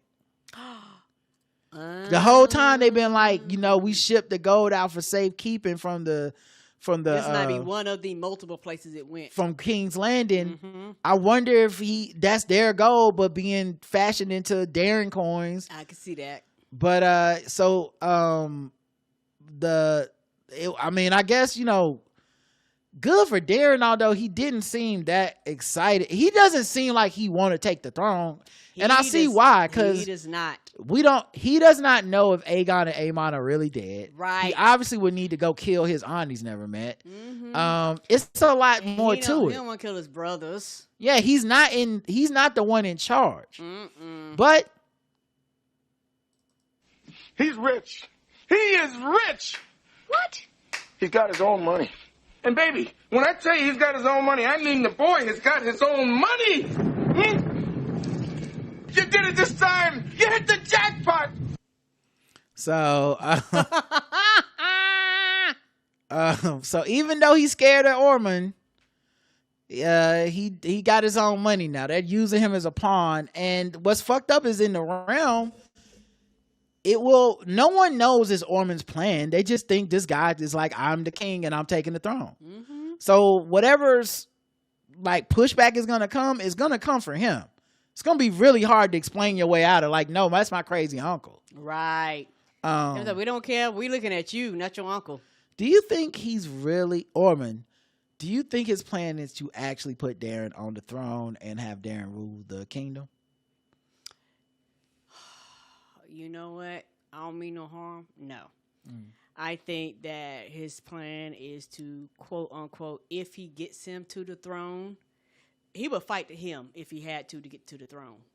But I think his thing is either I will get you to the throne and I'll manipulate, or I get you to the throne, then I will kill you and make myself rightful king.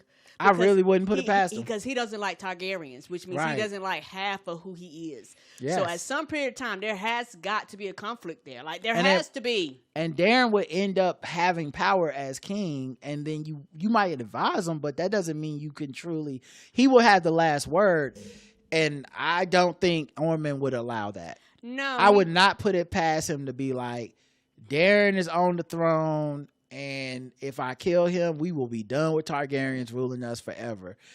Maybe as a plan B. I just don't trust that his intentions are pure.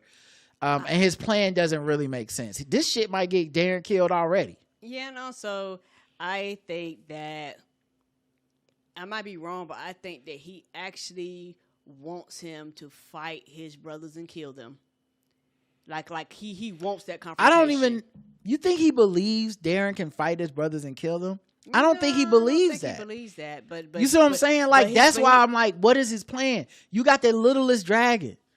You got a kid who's like, his mild mannered. Yeah, he's don't not really spend the time with the dragons like everybody else. He don't really bond with them. He's let you manipulate him. He's not gonna kill Aemon. He don't can't. even know how to speak High Valyrian. Yeah, this plan is. It don't. I don't trust that the plan he says he has is the plan that he's gonna do. Me either. And truth be told, I don't even think he cares if that boy lives or dies. He's just kind of stringing him along while he can. He's a means to an end and a way to claim the throne. But that's why I say if he kills his brothers and die, it wouldn't faze him twice. King's Landing, the last location. Grand Maester DEI walks through the Red Keep, avoiding the freshly released cats. So they did listen to that. Cats everywhere. Yeah, they listened to... No more rats. Oh, my God. They listened to Alan of Hull. They listened to Alan, the ship one, who's now the hand of the queen. And listen, shout out to them. I mean, cats is an upgrade. I don't know if I would eat the food there because they went from serving rats to cats probably on the kitchen counter, but it is better. Much better. It is better than them not eating your candles and shit. And so Grandmaster Orwell, Lord DEI, he is holding a Plan T. Yes, he is. So we know where he's going. Yeah, we've seen this used several times. Yeah.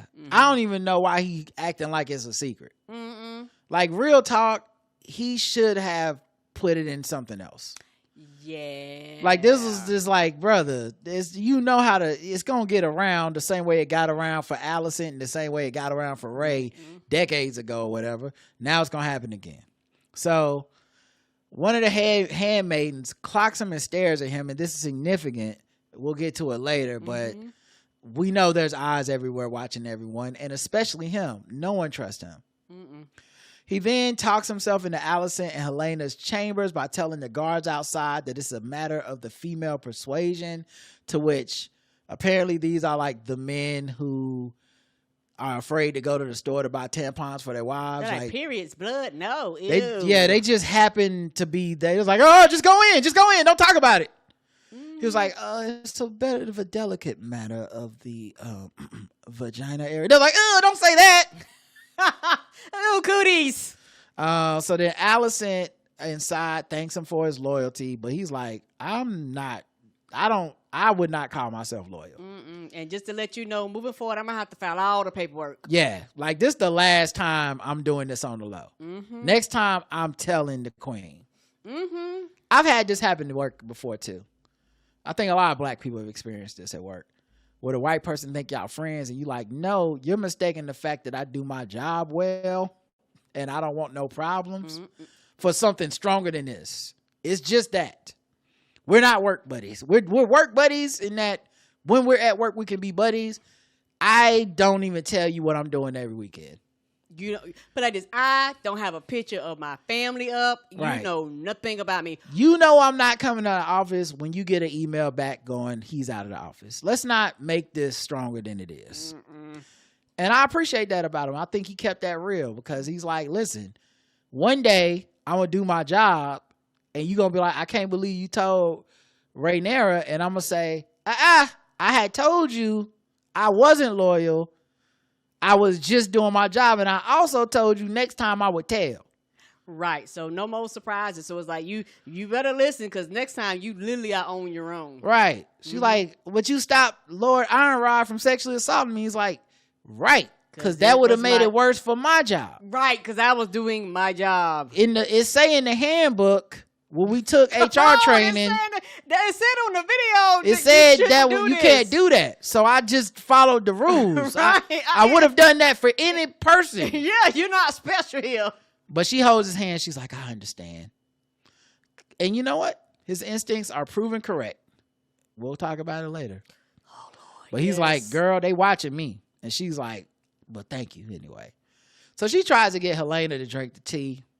She like, girl, come drink this plain tea. And she's like, mama, I know what's in there. And she's like, it's just going to help you make sure that this child don't come to term. And she's like, yeah, I'm pro-life. I'm in the 53%. I can't even do it. And she was like, well, if you don't do this, the baby's either going to get killed by Ray, if it's a boy, or be held hostage in the keep like we are currently and your other baby. This will help it avoid a terrible life. Aegon is fled. Aemon is missing.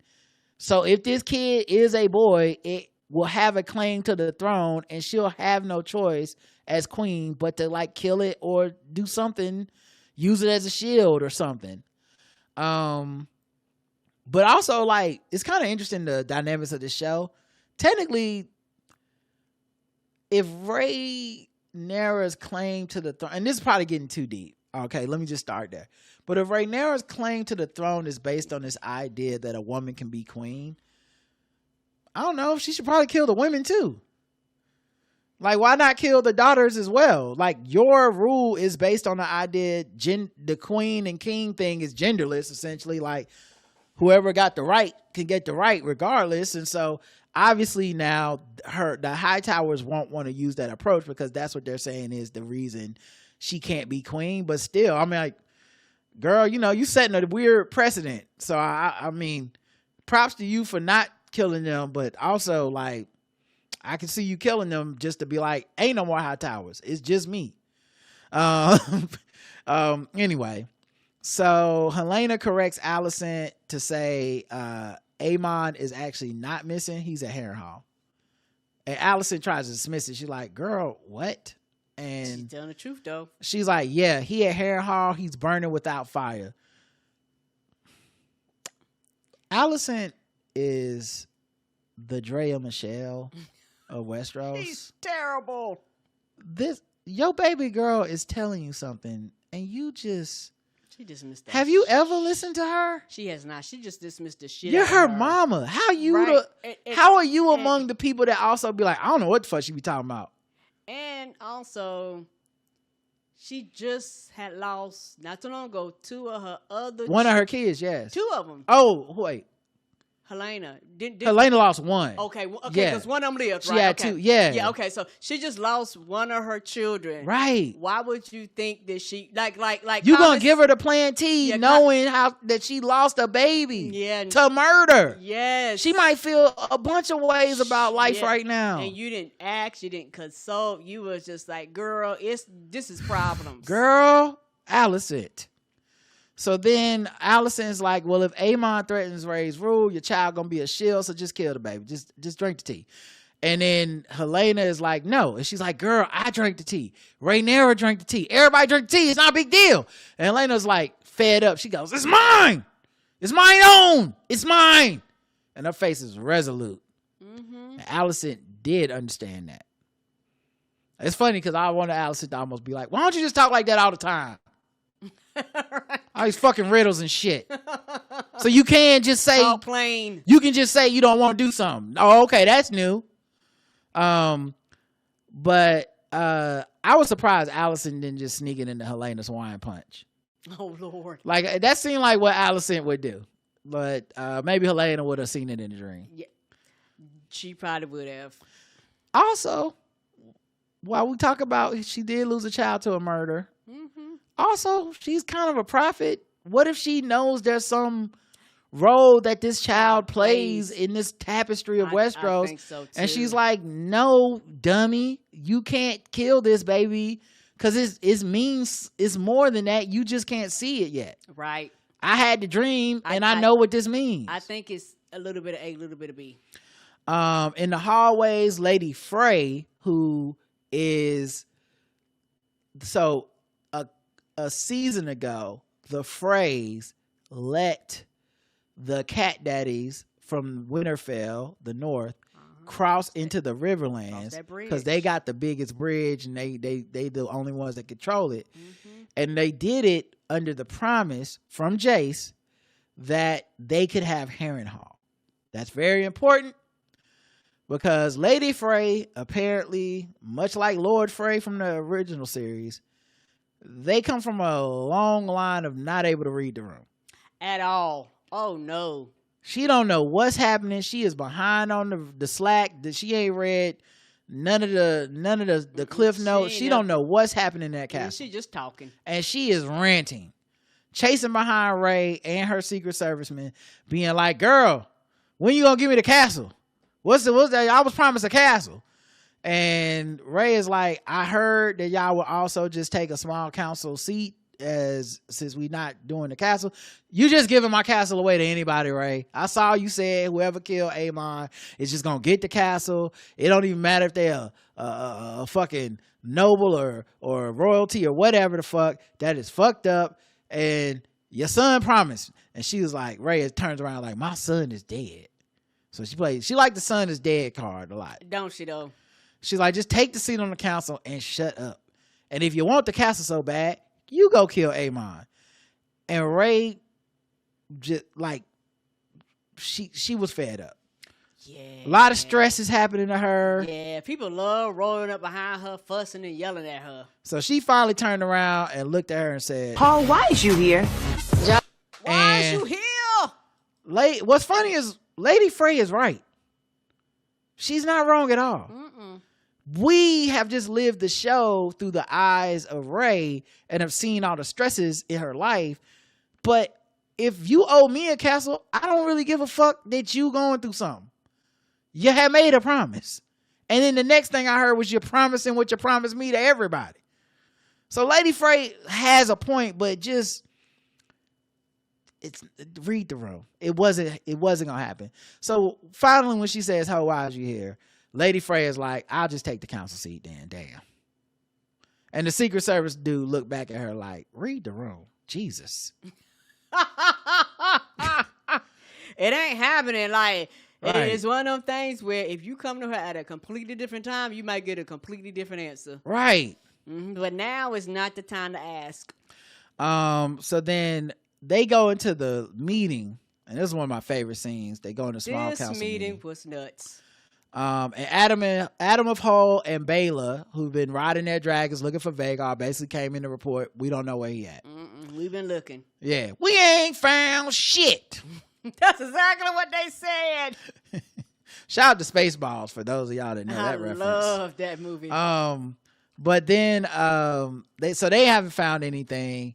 Lord Manderley, who is the new Lord of Coin, is giving Lady Frey the updates at the table because she came in not knowing shit. Yeah, she really came there to get Harrenhal, and it was like, oh, I guess I'll take a seat on the council. Yeah, and she don't know what's happening. He filling her in, so they basically over there going, "Girl, let me tell you what happened." Just for I need them to start a podcast. Child, that shit was funny, and they weren't paying no attention to the meeting. I would listen to their podcast. Me too. They definitely don't know how to use inside voices either. No, they don't. Because as Adam of Hull is telling this report, she's like, "Who that?" And then Lord Manderley leans over and he's like, "The Sea Snake's bastard. Now he's a dragon rider. And over there on the other side of the table, the hand, that's his brother, Alan. They both bastards. Yes. Black bastards." And they talking out loud and shit. I'm like, damn. It was stage whispering. Yes, like how they just do stage whispering. in a play. And as this is happening, Ray is so pressed for revenge that she just like, they said they spotted Aegar eating sheep. You know he just doing this to fuck with me. Aemon just fucking with me. And Mysaria and Daemon, for the first time ever, agree on some shit. Was like, girl, what? Dragons have to eat. What are you talking about? Right. Well, how would that even really be fucking with you? Why How would wouldn't that make sense? Yeah, why wouldn't he be attacking the army or something? That's what the fuck they do. They're going to burn food up. And then when she starts speaking, Manderley leans over to Lady Frey and he's like, "Oh, that's Mysaria. Yeah, she the master of whisper. She used to be the white worm." And then now Lady Frey gets in and she's like, "Oh, the hoe? I heard she used to be a hoe, right?" He's like, "Yeah, she was definitely a hoe. She was out here spreading it." In the middle of the goddamn meeting. Right. Daemon stares at them into silence. Like, right. Y'all motherfuckers know we can hear y'all, right? Y'all are not whispering at all. Right. Y'all couldn't have this conversation after the meeting. Right. And Daemon is like, anyway, it was disturbance in the poor part of the city last night by the gates. And he threw a shot at Mysaria, who works for the DSA, and says, "Why don't you just give them more free food? You SNAP benefits, motherfucker." And Mysaria is like, "Well, maybe if you didn't send the gold cloaks down there like the LAPD, and stopping and frisking everybody, and whooping everybody's ass, we wouldn't be here. Maybe the pools wouldn't be fucking up the gate." And I love that Mysaria will always go up for the pools. Yes, she will. I respect it. She was like, "What you say?" But when I tell you Daemon would fit right in the Trump administration, he's like, why do poor people need to eat? What is that about? Right. Ray asked about Vagar again. Keep in mind, this whole time I'm talking, she just on one track mind. Right. She is not listening to anything else that's happening. Damon's like, 2 of the gold clothes got killed in Flea Bottom last night. We don't even know who did it. I'm going to go find out who. And then Manderley leans over to Lady Frey. She's like, "What's Flea Bottom?" And he's like, "Oh, it's the ghetto." The poor part of town, girl. You don't want to go there. Stay away. Listen, the poors live there, and it's horrible. Don't even do it. The ghetto. And Mysaria stares daggers into them. She is like, "Oh, I know y'all talking about my poor people. That's why I love them." Right. And then Ray complains about Ormond and Tumbleton. But then Daemon is like, "Well, just burn you won't let me burn the city down.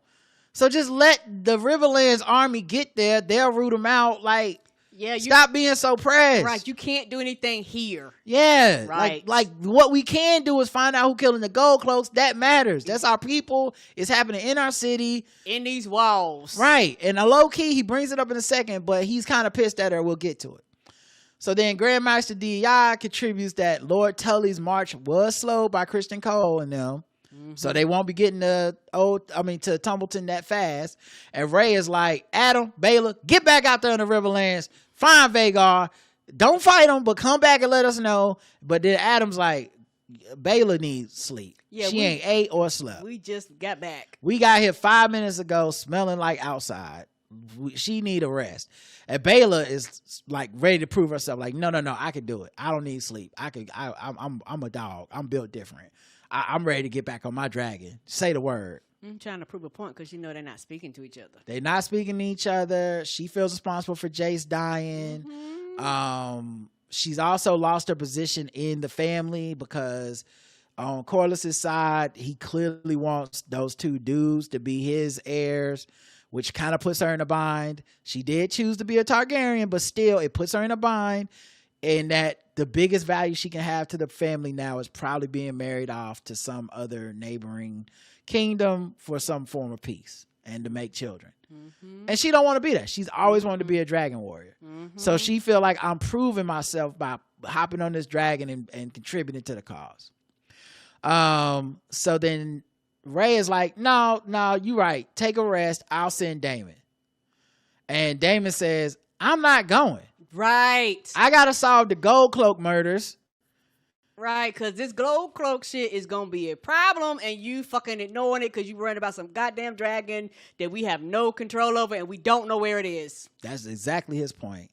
And she was like, well, Sir Luther could look into it. And he was like, no, I got it. He gets up and leaves. And she follows outside, and Asarya's like, can I have a word? And then Ray is like, no.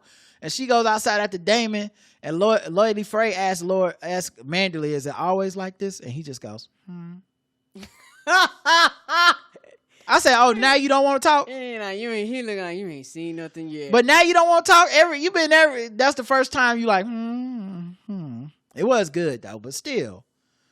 But, yeah, it's every meeting of this small council does feel like New Jack City after the Carter got raided. Yeah, and every time you add a new person, it just becomes pure comedy. Yes.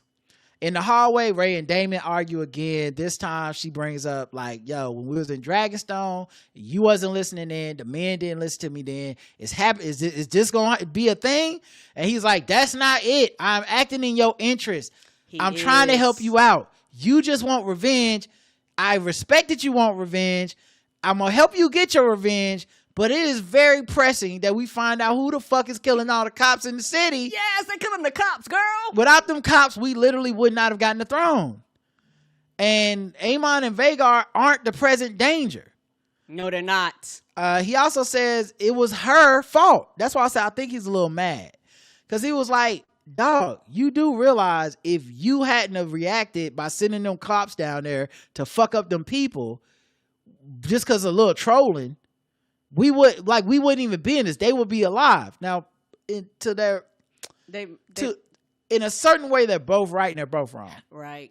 But we'll get to why they're both right and both wrong by the end. But like, she did play into the hand of whoever wrote that message. Yes, she did. Because we know them people down there are illiterate. They couldn't even read it. They don't even know what to say.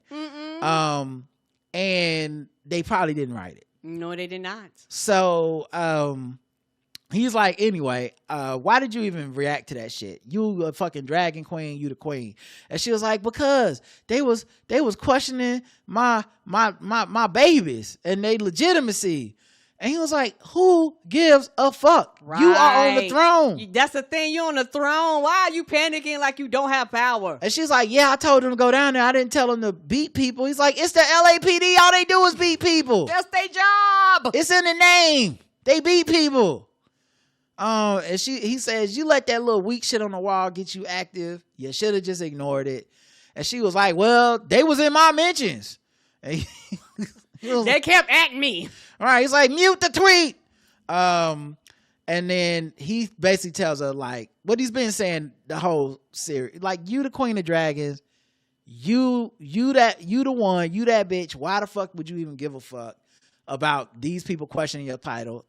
Everyone's gonna throw rocks at the throne. Yes, they are. And then a handmaiden comes over to tell Ray that her youngest son, Joffrey, is back from Pentos. But before Ray can even turn around, I love that Damon just goes, just walks off like, this is what I'll be talking about. Who gives a fuck about that at a time like this? And so he leaves. She turns around and to the handmaiden is like, I don't got time to see my baby right now.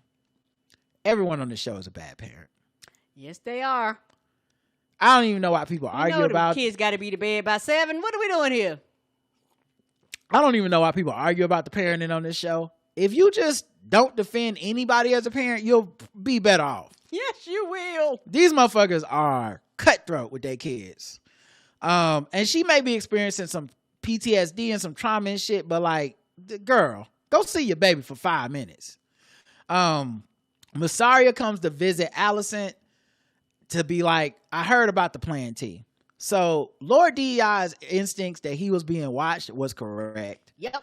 That person that was a servant that saw him enter the thing clearly worked for Massaria. I'm thinking he knew that. He was like, look, this is the last time. I will never do this bullshit. It clearly got back to Massaria, who is really running this Master of Whisper shit. Yeah. She is good. She real good. Okay. She's really on some dokes from Dexter shit. I know you didn't watch that show, but he's this black dude that was very suspicious of Dexter. Every scene he was like, this nigga the serial killer, and he was right. And every scene just felt like her surprise motherfucker scene because she was just. I just know that because it's a gift. Yeah, well, she was doing dokes this whole episode, so she popped up on Alicent, surprise motherfucker. I know about that Plan T. And she was like, I know everything. And Alicent was like, nah, it's medicine for Helena. She be having headaches. She's like, well, then why the medicine ain't been drank yet? And Alicent switches lies. She's like, actually, did I say medicine for? What I really meant was I got pregnant. Fucking some rando. Yeah, because she looked at that. She's like, I know what this is, right? I think she even smelled it or something like that. So she know what it is. And so because she used to work as a prostitute and she used to run the house. Right. So she know what Plan T do. Mm-hmm. So she goes, what? So you was fucking somebody, you got pregnant. Was it a commoner or a lord? And then Alicent like, oh, you know what? Actually, you know us women, how hard we have it. I, wink, wink, might have been sexually assaulted.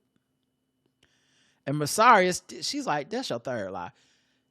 You would not seek to deceive the queen, would you?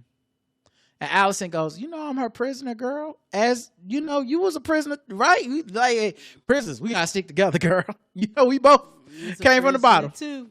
And Massaria says, as you say. But you could tell she didn't buy not a single lie. This is why I always say Larry's superpower of lying is to be respected. Yes, because he tells just enough where you can't really be like, that's a lie. Alicent might have been straight if she started with lie number 3 as lie number 1 and just stuck to her story. Yep. But you playing in my face. Do I look like Boo Boo the Fool? So then Alicent sees a handmaiden come to the room. They make eye contact. She removes a necklace. We'll see why later. Daemon walks around the hood with Sir Luthor. They on patrol. And it's like, man, we got to find who killed these motherfucking gold cloaks. And also, when you came down here to Flea Bottom, you ain't had to beat them people like that. Right. But like, you could have just pushed and shoved around a little bit. You ain't have to beat them. And Sir Luthor is like, you okay? I learned it from you. And you taught me how to fuck him up. And you know what? He's right. Daemon and them was cutting off dicks. Yes, they was. The first season, they were fucking them up. How dare he tell me to take it easy on anybody? You was cutting dicks off, homie. Hands. Mm-hmm. Like, we actually went light on them, comparatively. Yes, they did. And then Daemon is like, man, you don't got to do everything Ray says. And Buddy said, you want me to tell the queen no? He's like, I'm not saying tell her no, but just, don't do everything with 100% effort. Humor her. Come down here, say you went down and you wiped it off the walls and everything's fine. Don't beat anybody. And it also explains Daemon's thinking.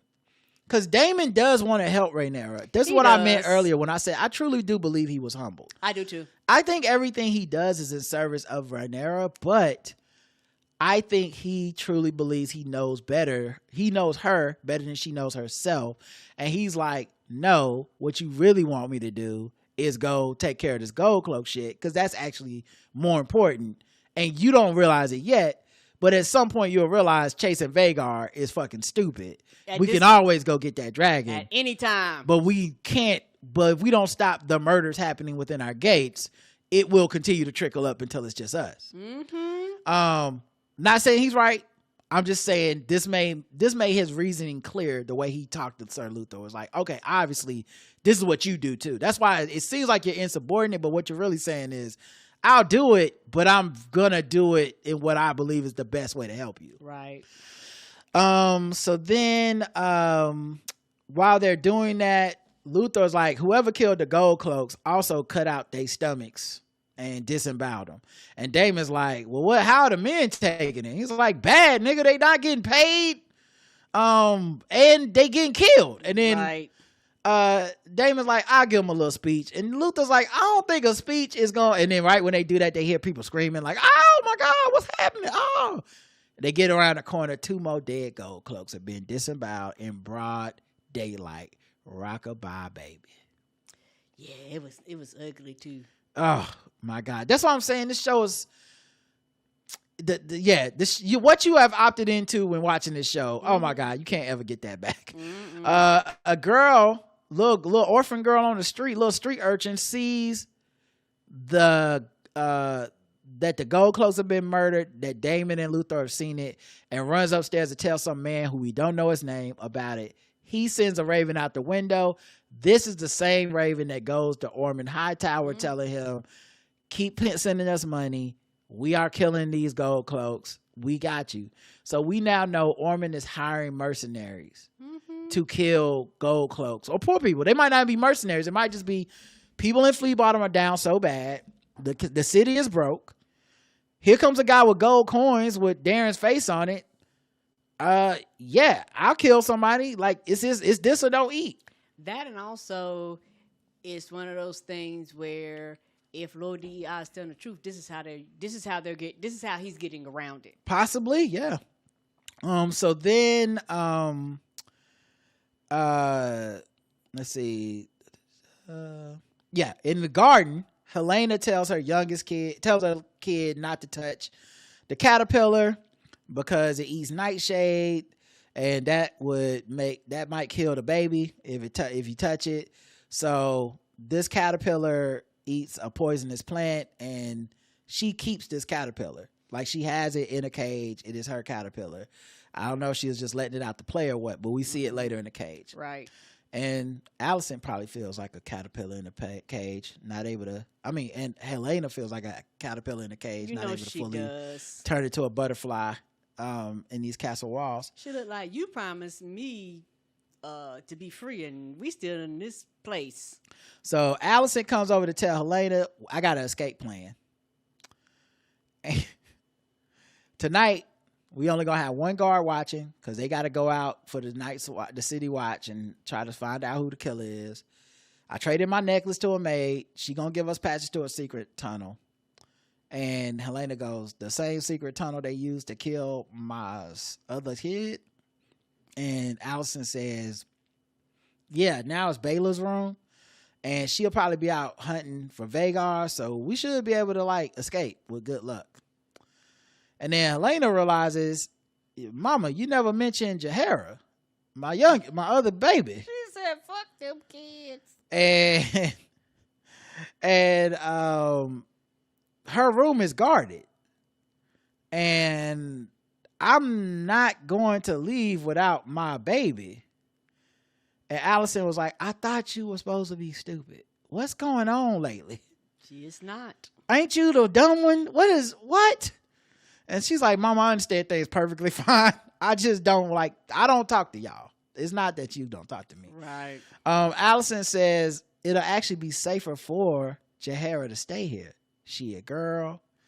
Ray gonna treat her good. She won't kill her. And one day we might even send for her. Wouldn't that be nice? Elena's like, you look away when you lie. So she basically said, I know this is a lie. Mm-hmm.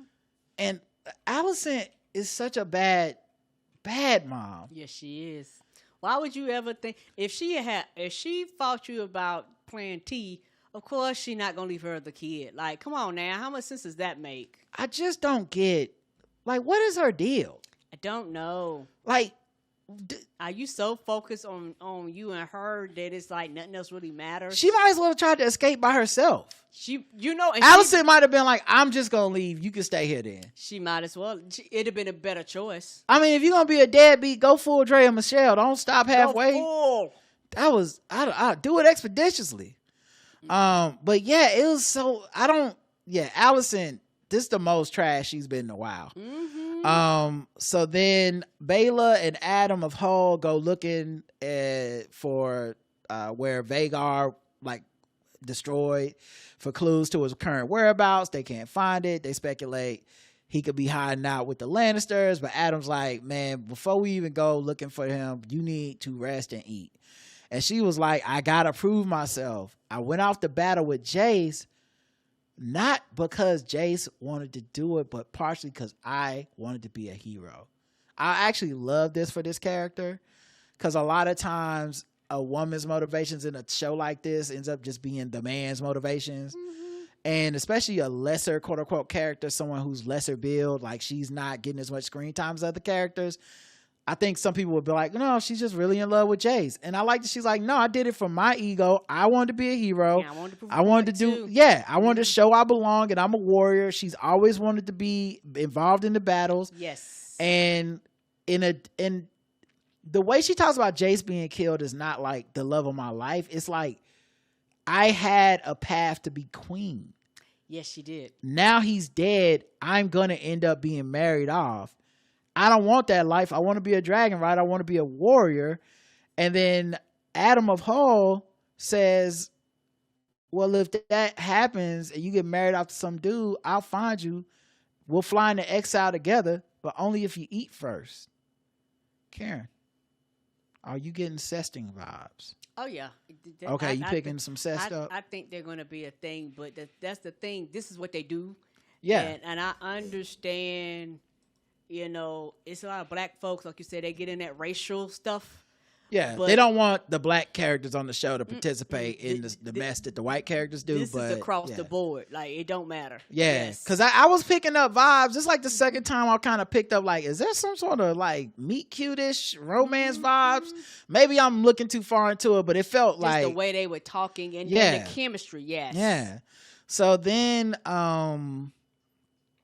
Damon walks into the sept, raising there praying. He lets out a laugh. This made me laugh. Because he's like, look at this. Girl, you in here. You don't even believe in this. Right. Why are you even in here pretending? And she was like, I'm in here because they require me to show some sort of deference to their gods. And he said, the people or the seven? And she was like, both. Like, I need the high septon to make me queen. And the people... believe in the seven, so they looking to see me show that I'm humbled. And she was like, it ain't no harm in it. Why don't you take a seat and pray? He's like, oh my God, okay, whatever. And he sits down, and as he does, he tells her, yo, you know, they killed some more gold cloaks. We found 4 today. It's up to 6 total. And some old people walk by, they start ear hustling, so they switch to High Valerian. They like, no, switch over. And basically the sum of this discussion is that he's like, it is a plot. It is just the start of something. And she doesn't make him say I was right. She goes, I was wrong. Like this is a plot from within. This isn't the poor people.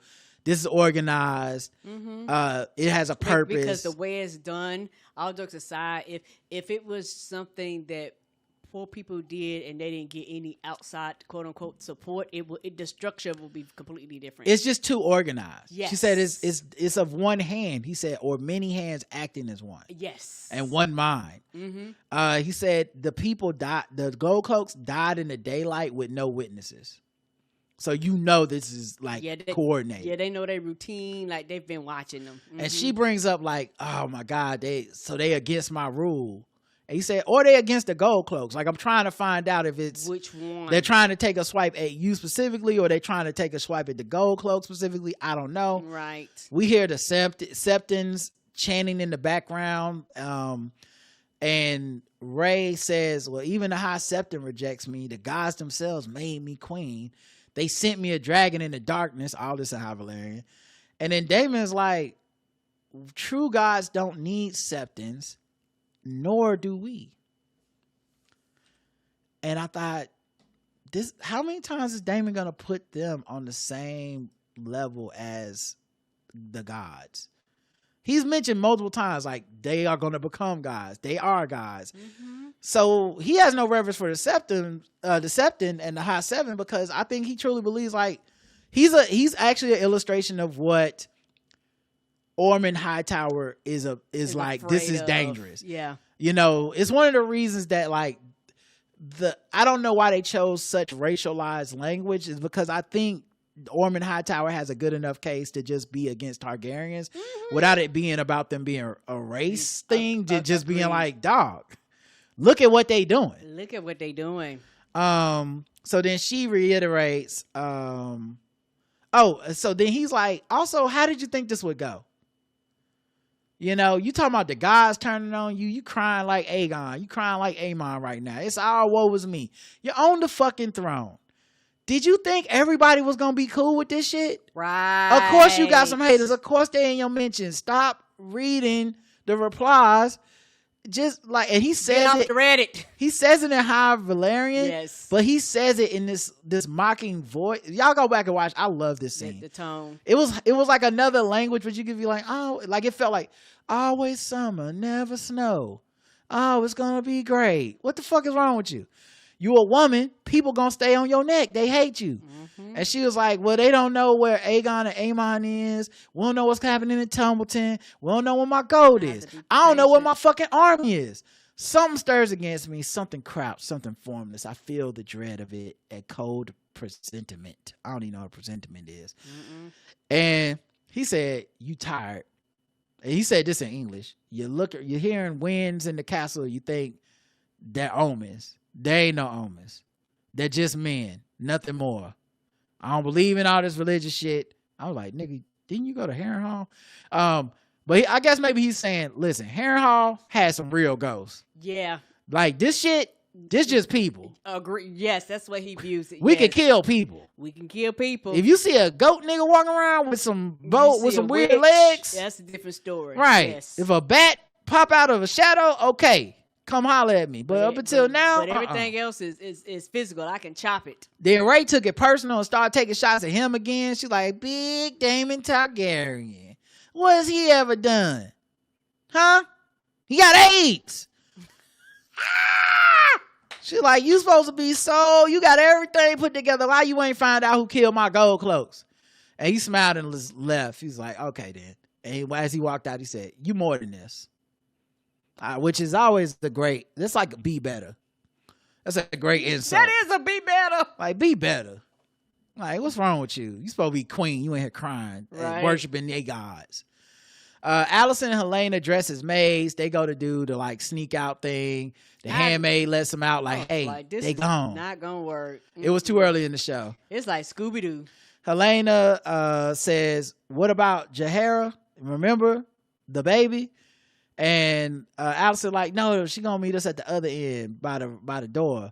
And instead, surprise, motherfucker, Mysaria pulls up. Yeah, and she already knew she was lying from the get-go. I don't know why she even asking. But it's like, what are y'all gonna do? Walk up there, go over there and fight security? No. Mysaria's like, did you imagine I wouldn't be watching? And they get called to eyes everywhere. They get called to the principal's office. Mysaria's like, okay, so Helena is the one that's pregnant. You trying to flee, but Alicent, you know, this plan was dumb. I know everything. I'm gonna tell the queen. And Alicent kind of was like, yeah, or we could owe you a favor because you can't really trust Rhaenyra because she's always got Daemon in her ear, and at the end of the day, she will always choose Daemon over you. And I guess this struck something in Mysaria because while she didn't fully like agree and be like, I'm not going to tell her, there was like I do need to have cards I can play in case this shit goes the other way. Mm-hmm. Plus Ray's rule is really in flux. And she's at the table every day. Yeah, and she told her, she was like, look, when that crown on your head, whoever you thought you was, you're going to be a completely different person. When you have to make them decisions and the weight and people and shit like that, it will fundamentally change you, and you will end up making decisions that you would otherwise cringe. Like, she literally told her that. Yeah. And she blew her off. Yeah. And then she got that. She was like, oh, shit, this is larger than I thought it would be. Well, yeah, Allison said that to Rhaenyra last week. Yes. And now Allison is saying it to Mysaria, who didn't blow it off. Because she's like,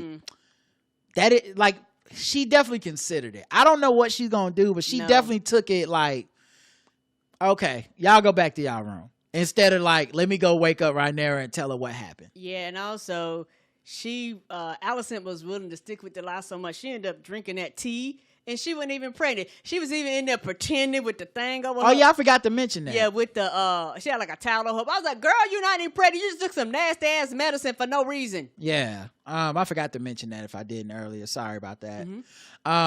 But then, so Allison gets interrupted by Helena, who's like, I want to go out. I need to see the moon. And she's like, girl, then go stay in by the window. All right, it's a whole ass window right there. Sit your ass down, because I'm a bad mom. And Helena is frustrated. This is such good acting. It's such a funny and cute moment, because Helena raises her hand almost like she wants to like reach out and just like punch her mama, but then she pulled it back down like, I'm going to go by the window. And she goes out the window. Mysaria leaves. Helena looks at her caterpillar in a cage.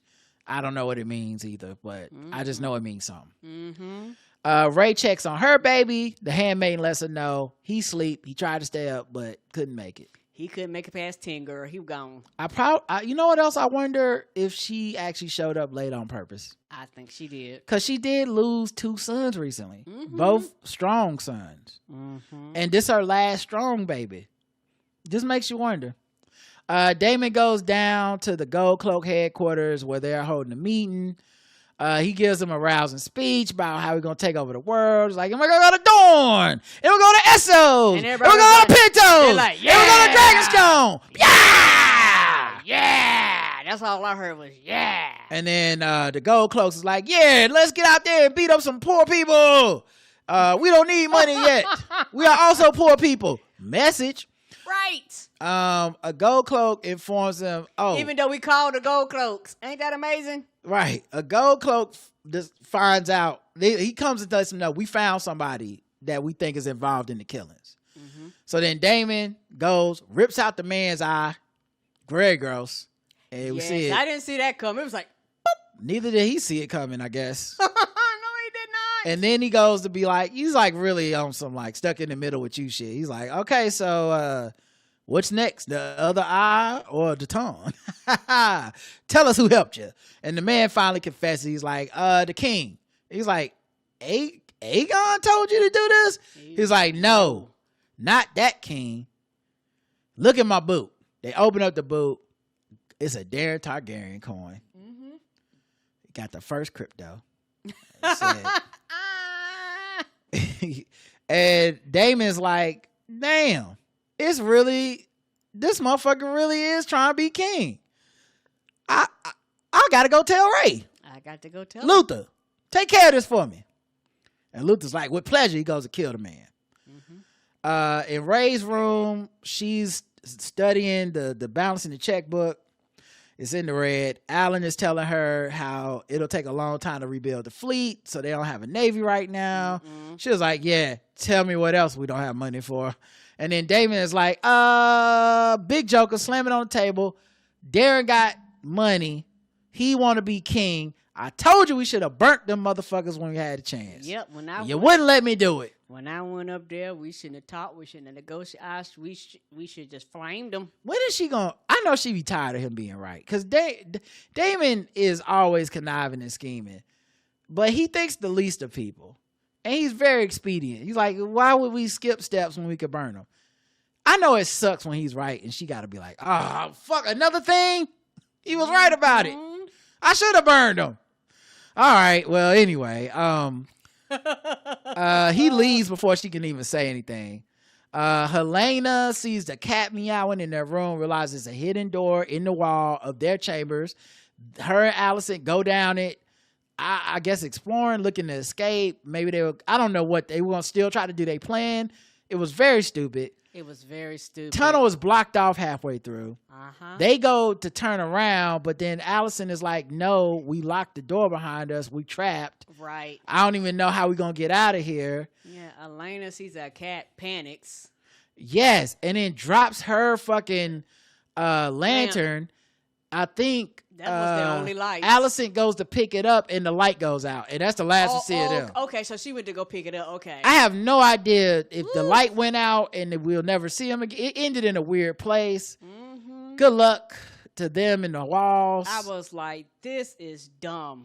I'm assuming they're getting out of the wall somehow, but I don't know how. And it sounded like rats was in there. Yeah, because the cats was in there. Yeah. Damon goes back to the Gold Cloak headquarters. Everything's in disarray. Pulls up in the back room. Pulls out his sword. He started calling, hey, anybody here? Anybody here? Yo, yo, yo, yo, pop, pop. Sir Luthor. And he pulls up in the back room. All the men sitting at the table. Throats cut. Disemboweled.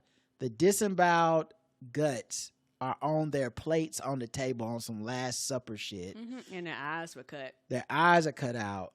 On the wall is graffiti that says "A feast for traitors." Did Muse from Daredevil kill these people? I don't know what's happening. What in the Pinterest? Like, cause is Ormond instructions can't be that explicit. Somebody is taking some liberties with the arts and crafts. But a message was sent. And that's the end of this episode. Blew my mind. Very gross. Very weird. Very scary. Yeah. Karen, what are you looking forward to next week? Whew, it's going to be interesting, particularly the way that it ended, how Damon is going to respond when he talked to her going, I told you about this. We don't have no police or security now, basically. Like, anybody that's left probably quit. Because, who want to go back to the office when, the chief of police and everybody is yeah, I don't know what they're going to do about Gold Cloaks. It's painted on the wall. I would definitely put my PTO in if I was a Gold Cloak right now. Yeah. I'd want to see Amon get back in the game. He's been on the sidelines at Harrenhal a lot. And when he was out there on the streets, he was one of them ones. And I feel like the show needs somebody like that. And I also want to see Sir Kristen go out. Like, he wants to go out in the battle of glory. I think he will. I want to see the cat daddies take his ass out. Oh yeah, they going to, and I think that's probably going to be the battle this season. I hope so. Yeah, and that should be fun. I want to know what's happening with Sea Smoke. Sea Smoke? Yeah, and what's the writer? What's that girl's name? Sea Smoke is written by Adam of Hull. I mean, not Sea Smoke. Sheep Stealer. Yeah, Sheep Stealer. I'm sorry. Yes, Raina and Sheep Stealer, because that's the thing. That lie is easy to fall apart. Damon told a terrible lie.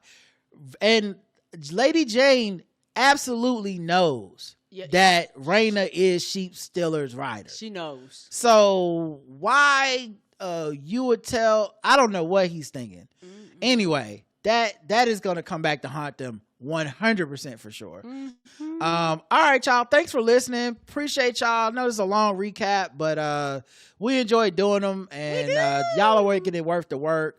I won't lie though. I am so happy there's only 3 episodes left. I can't wait to get back to just talking bullshit just because of how much work these are. Thank you for everybody. Please make sure y'all share these. This has been fun. I like it on social media and stuff. I like getting dressed up and stuff. All right, until next time, I love you. I love you too. Mwah.